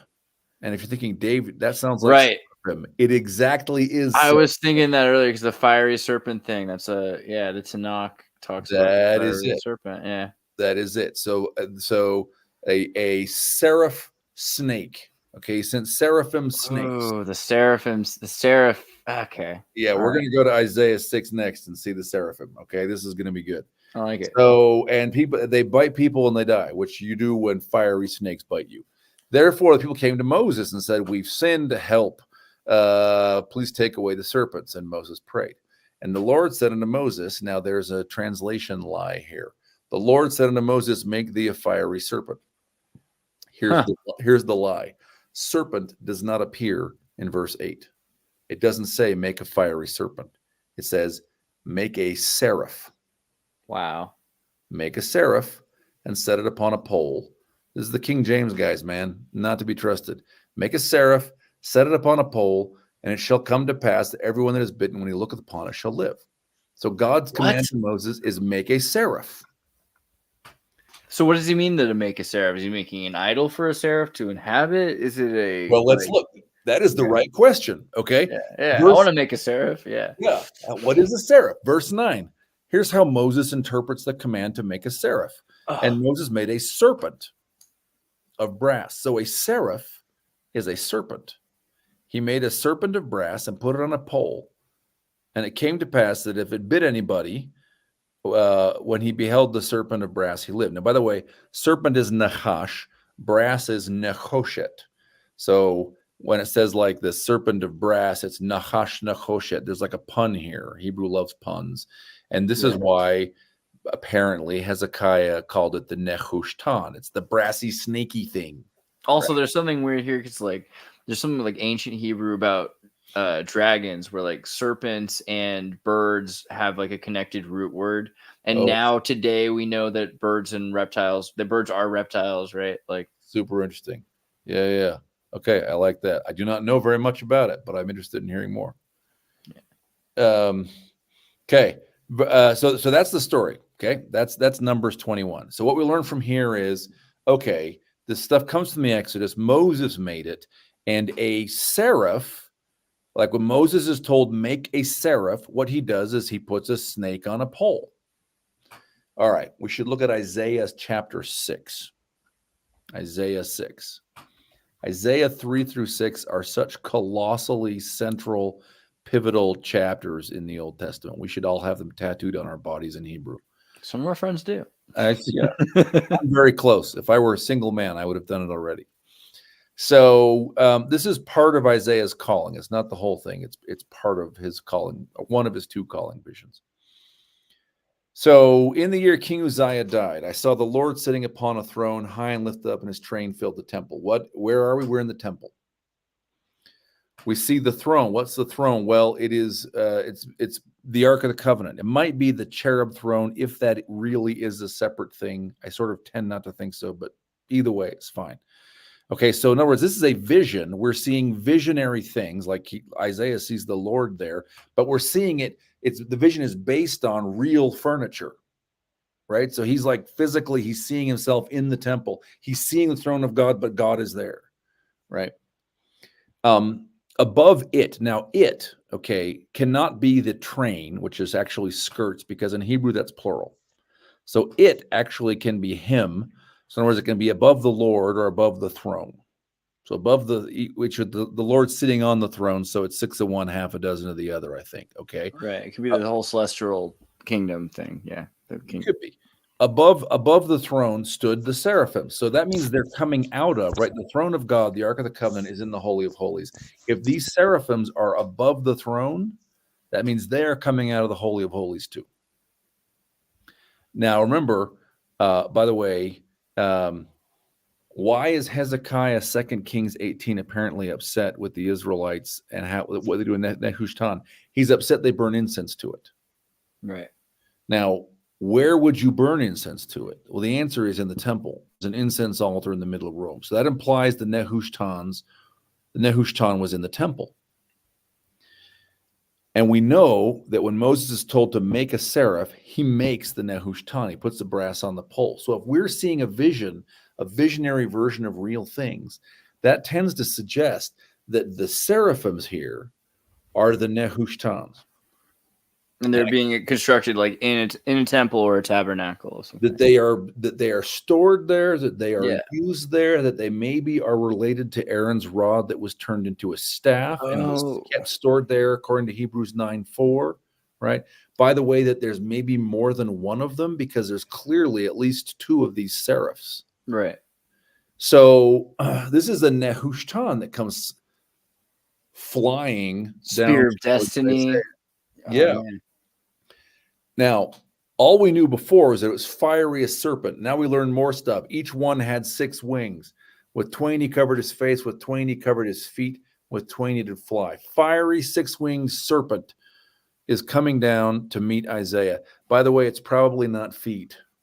That is probably a euphemism for private parts. The snake is preserving its modesty with 1 pair of wings, and with 1 pair covering the face, and then is flying with the 3rd pair. This is totally in left field here, but like I was just thinking of the what are they called? Like, aerial antennas, like, those old TV antennas on your house that have like 6 bars across them, and then that's interesting. We should be thinking of all kinds of connections, though, including, for example, Quetzalcoatl, the feathered serpent of Mesoamerica. We absolutely. That's what we should be seeing here, and it's also on fire. One cried to another against there's 2 of the seraphim, 2 of the Nehushtans, and said, "Holy, holy, holy is the Lord of hosts. The whole earth is full of his glory." And the posts of the door moved at the voice of him that cried, and the house was filled with smoke. Why is the house filled with smoke? To manifest that incense, to like let there be a presence for. It's the incense. Isaiah is burning incense in front of the Nehushtan. He's doing exactly the thing that made Hezekiah mad. He's going to get in trouble. Yeah, exactly. He's going to get in trouble. That's exactly right. And by the way, these guys are contemporaries. So like the story that says that Hezekiah and Isaiah were friends, that's what Kings says. The book as we have says that it seems to say they're basically maybe colleagues are the word. Yeah. Like they're like that is contemporaries, Yeah. We're not even looking at Isaiah 5, which we'll do maybe another time. So Isaiah seems to be burning incense to the Nehushtan, to the seraph. And then he said, then said I, woe is me, I am undone. I am a man of unclean lips, and I dwell in the midst of a people of unclean lips. Mine eyes has seen the King, the Lord of hosts. The Lord is the King, by the way, upon the throne. So remember, what is the serpent on a pole supposed to do? If you're bitten by a snake, it heals you. It saves your physical life. Okay, saves your life. With healing venom. With healing venom. Isaiah is now saying, my problem is sin. 6. Then one of the seraphims, then flew one of the seraphims unto me, because I am a man of unclean, having a live coal in his hand. Six-winged fiery serpents, also with hands. So this is fear not, right? Why do they say fear not? Because they're scary creatures. Which he had taken with tongs from off the altar. He laid the coal, he laid it upon my mouth and said, lo, this hath touched thy lips. Thine iniquity is taken away and thy sin purged. The fiery, flying, six-winged snake saves your mortal life from the bite of the other snake, and purges sin. Right. It like infects you with like superness. This is crazy. Yeah. This is interesting because it's also kind of like the Isis Epic of Gilgamesh, perfection, idea. Yeah. And then we have John chapter 3 about the Neshutan again. That's it. That's the last one. John chapter 3.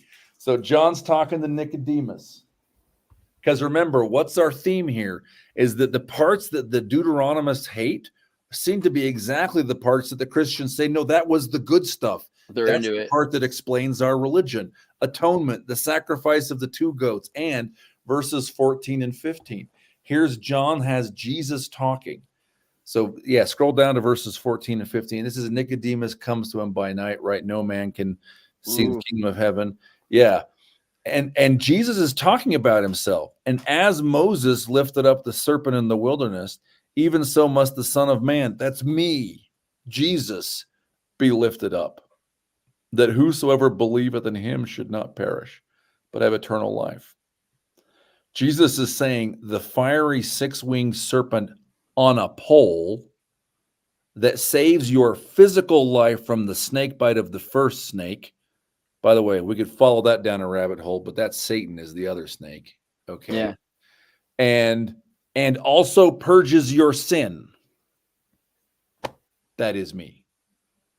That's the thing that King Hezekiah, the first great hero, king of the Deuteronomists, smashed to bits. So what you're saying is not Jesus only is does serpent the master. Gospel of John talk about one thing that King Josiah and Hezekiah purged, the Day of Atonement, but another, the Neshutan, and connects them both to Christ at the same exact time period where the sons of God doctrine and that one of the sons of God was the Lord was removed. So it seems like Josiah removed things about Jesus Christ. Yep. Absolutely. The Christians so this is Margaret Barker's argument. It's not mine, right? But the argument goes like this.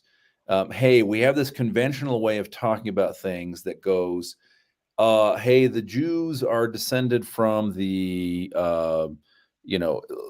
King Josiah. These guys were the Jews, and Hezekiah, they were the Jews, and Moses and David, they were the Jews, and they were the Jews all down through the Second Temple period, and then the Christians broke off. And that's not actually a very good way to think about it. A way to think about it is, hey, the First Temple legacy was deeply contested. We know that because the books disagree with each other, and because the books fight with the archaeology, right?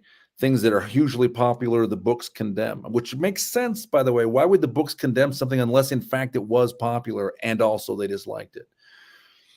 So the legacy is contested, and there are multiple heirs of the First Temple. And even in the New Testament, we have there's the Pharisees, and there's the Sadducees, and there's the Essenes, right? But one set of heirs is indeed rabbinical Judaism. These are the people who try to make sense of the loss of the temple and engage in this literature of debate, and then sort of bind themselves with their traditions and learning, right? And become this kind of learned religion, hoping for restoration of the temple, valuing the temple, but living without it, right? A different heir of the First Temple is Christianity, which seems to be the people who really valued the First Temple stuff that the Deuteronomists wiped out. Atonement, the flying serpent that heals and purges of sin, the tree of life, right? And it's not an offshoot of Judaism. They're both descendants of whatever David and Solomon and Yeah, there's a primordial core there. It seems interesting also just the goat and the serpent thing, because you've got other traditions like, in the Veda, they talk about Vishnu and Krishna. Krishna's like the master of the serpents as well. And they have a connection to the scapegoat. There's all these different traditions that kind of have this idea, and it just makes Jesus seem way more metal, right? Because like we don't really compare him to the serpent. Fire. Would you say serpent Jesus? Yeah. Would you say that one reason that many of the Jews rejected Jesus Christ as the Messiah was because of King Josiah's reforms? Would you say that that was a factor in the Pharisees and such not recognizing him, while at the same time there were others that immediately said, "You are the Messiah, you are the Son of God"? That seems to be the upshot of the Gospel of John, right? Is that the changes at the end of the First Temple period meant that a lot of people were either couldn't recognize Jesus for what he was, or saw him as the heir of the bad tradition that had been stamped out and needed to be stamped out again, right? And that is surely not exclusively like, look, it's not like there was a one-time fight, right? There were multiple layers of editing the Bible, and there are different kind of movements, but like the big one is this apparently a century-long battle to try and control the ideological turf, with the Deuteronomists making war on everybody who went before them. And it's so yes, I'm saying a lot of words, but I think that is broadly probably right. And by the way, there are other heirs of the First Temple, right? And we probably don't recognize all of them. But when we talk about Gnostics and we're trying to figure out who are the Gnostics, and some of them seem to be Christian and some of them don't, that they may not have seen the dividing line between themselves that way, right? But they may have had a different understanding, or different understandings, plural, of things they were learning that they'd inherited from the First Temple, or the Mandeans, or the Samaritans, or others. Yeah. I saw a video the other day where Margaret Barker was actually saying that she believed the reasons why the Gnostics viewed Yahweh as an evil god was because they believed that the Second Temple Jews were so apostate that the god they worshipped was literally Satan. Yeah, the Yahweh was them, right? For this group, Yahweh was the god of the Deuteronomists. Yeah. By the way, Islam. One way to understand Islam is that it too is a descendant of an heir of these traditions. And man, there's a lot we don't know about the actual life of Muhammad and kind of what happened. Absolutely. The first biography is written long after he's dead, and we know that Arabia has it since at least the time of Isaiah. So for hundreds of years before Muhammad, had pockets of Jews, including priestly Jews, kind of hiding out in it, right? Hanging there. You look at Spain. Spain was so chill before the Inquisition. Come on. Yeah, and Islam actually has a few stories that are from the Gnostic Gospels in the Quran, like Jesus Christ as a baby creating clay pigeons and breathing life into them. That's funny. I don't know that one. But there are great, like the Proto-Evangelion of James, I think, has him killing one of his playmates and then resurrecting him. Absolutely. For the purpose of showing his power. Well, I think like Krishna. This is something to go more into at another time. I think that these reforms are exactly where the Book of Mormon comes in, because coincidentally, before all these reforms were known about, the Book of Mormon takes place in that exact same time period. A lot of the dialogue and things seems to correspond with it being a group who's fleeing the Deuteronomists and them saying that we are preserving this record so that they will know we always knew who the Son of God was. And it shows that kind of idea that this isn't, something that's progressed, because every version of the progression ends the same. It's like humans becoming humanists and secular, but there's always this sort of core thing that people keep trying to latch onto and hold on to, which contains mitzvahs and rites and celestial religious experiences, right? Like that are all over the place. But we definitely need to talk about Quetzalcoatl, and we have to talk about the American on this. Yeah, Bible goes I'm going to be completely honest on the Book of Mormon thing. I think that the Deuteronomist reforms in regard to the Book of Mormon is one of the most important things that we can learn. Like you've seen my Instagram, me posting about it. I've probably told 50 or so people to buy your book, Plain and Precious Things, and they have, and they sent me the pictures. I've posted it, and I probably spent about $200 myself sending super chats to Ward Radio to have them cover the Deuteronomist stuff and saying you need to have Dave Butler or Quick Media or someone on. That's awesome. It happened. It's interesting, and this is not all. So yes, a way to understand the Book of Mormon, and I get that at this point we lose some readers, but we've been losing them. We're losing listeners from time to time all along, so that's okay. Is this kind of a time capsule that says, look, if you take it seriously as history, right? When do these guys leave Jerusalem? It turns out they leave right during the conflict, right? Shortly after the reign of Josiah. And what do they say? They say the ruling class at Jerusalem is trying to kill us. And what do? They go and they set up their own altar and sacrifice on it, right? And they have visions of the throne of God, and they say they know the secrets of the throne and all the stuff that Deuteronomy says you can't. So one way to see it is as a kind of a time capsule to the other point of view.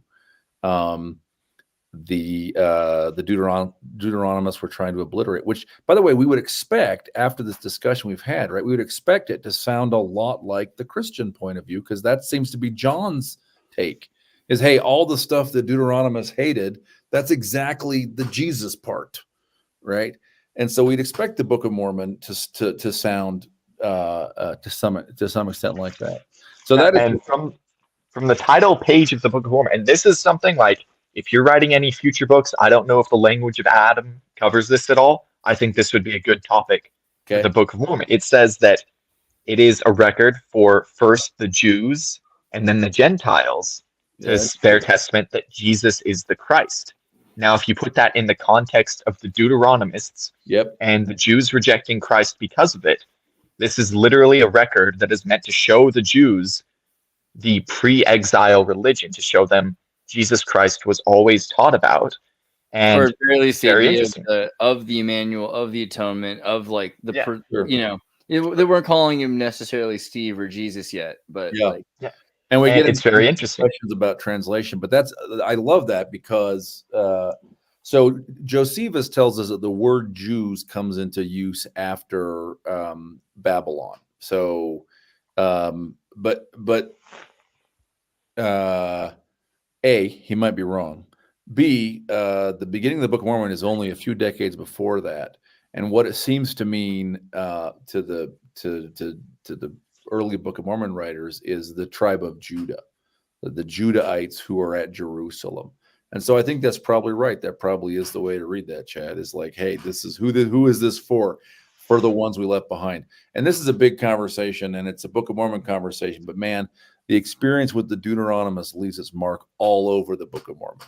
Those guys have clearly experienced editing of sacred texts.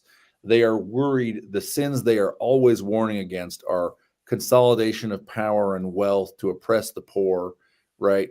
Like that experience is imprinted very deeply on that book. And a very strong emphasis that this is a record to bear testament of Jesus Christ, that he has always been known, right? Yeah. Dave, I love what you're doing here. Like, I want to make sure everyone checks out your work. Everybody should go to davejohnbutler.com so you can check out. He does a lot of cool sci-fi stuff, which, hopefully you're down to come back and we can talk more. We can talk about the Book of Mormon, because we talked about and order his books as well. Yeah, that's the point of that. Make sure you guys go to his website. You can pick up his books, not just his. He's got sci-fi as well. I want you to check out the Witchy. I'm going to pick up that one while you continue on. Sweet. Where's the other page there? What was hard to find? If we go here, maybe. The front page ought to have like a. Shoot. Oh, I screwed it up. Sorry, I'll go back. I got this. Go to DaveButler.com. Boom. There you go. The front page, and click on the right side. It'll get you to sort of the main page of the stuff for adults. I need to. If you're thinking, man, Dave, your website is like really clunky and stuff. Like, yeah, We might have to talk about that as well. I need to update it. You're like the third person who's basically said, Dave, that's overdue. I mean, these days AI is going to just help people buy your book, so it'll be okay. I know that I saw one of your things had like an audiobook on Audible, so that's already winning. So they all do that. That's the best thing ever. But yeah, I hope that we can talk again soon. Especially, I mean, we talked about archaeologists and people finding things off the back of a truck. Joseph Smith picking up 9 mummies or whatever, and everything we can find from Uia to Akhenaten and Moses, and that whole period leading up, like. Through the Book of Mormon, there's more that we can understand about Jews out of Egypt than ever. So there's a lot that we could do archaeologically just because of that. So before we go, 2 things. One, if I Venmo you, can I get a signed copy of The Language of Adam when it comes out? Yeah. Reach out to me. Let's figure out how to do that. I don't have copies yet, but I should be able to get them. Okay. And 2, I want to see your reaction to some of my anti-Josiah memes on Instagram, because I put out so much anti-Deuteronomist propaganda. That's awesome. Do people do they get it, or are they just kind of going? I don't know. They're getting it. I actually organized a group chat. Gonna get something, Yeah, I organized a group chat with about 30 people. They all ordered Plain and Precious Things and Temple Theology to study through, and other books as well. But those are like the 2 required ones. They're like the introductory information, and I just constantly spam that stuff. So if you could pull up my Instagram, I want to go through a couple of those memes. All right, to end off the show on a funny note. We do the Chad memes. They're pretty sweet. Latter Day Chad on Instagram. Where do I go here? Posts here. Yeah, there's one. The one with the glasses. That's my most recent Josiah one. I got a few more down below. Where this one up here? in the right-hand corner with the nerd glasses. It's like a sigil. It just gets you thinking, Like yeah, you got to play the sound on it too. It makes it funnier. Oh, I don't know if I can't get the sound to play on my side of the thing, and it could be copywritten. That's how you trick me. I know that's your whole plan. But point is, Dave, we're gonna have you back, and at some point we're gonna meet like under like the Salt Lake, and there'll be like Saturn there, and we'll be able to see the seraphim. We'll have an antenna that'll be the seraphim. Great. I think it would be very good to do one on the religion of the visionary man, both in the Book of Mormon and the New Testament, like going in on the ideas of them in the temple being the incarnations of angels and sort of those esoteric ideas. I think that would be really interesting. You know what? I'm up for it. If your audience will bear it, Andreas, I am totally down to come back. Let's do it, man. Let's get weird. Thank you, Dave. See you soon. All right. Chad.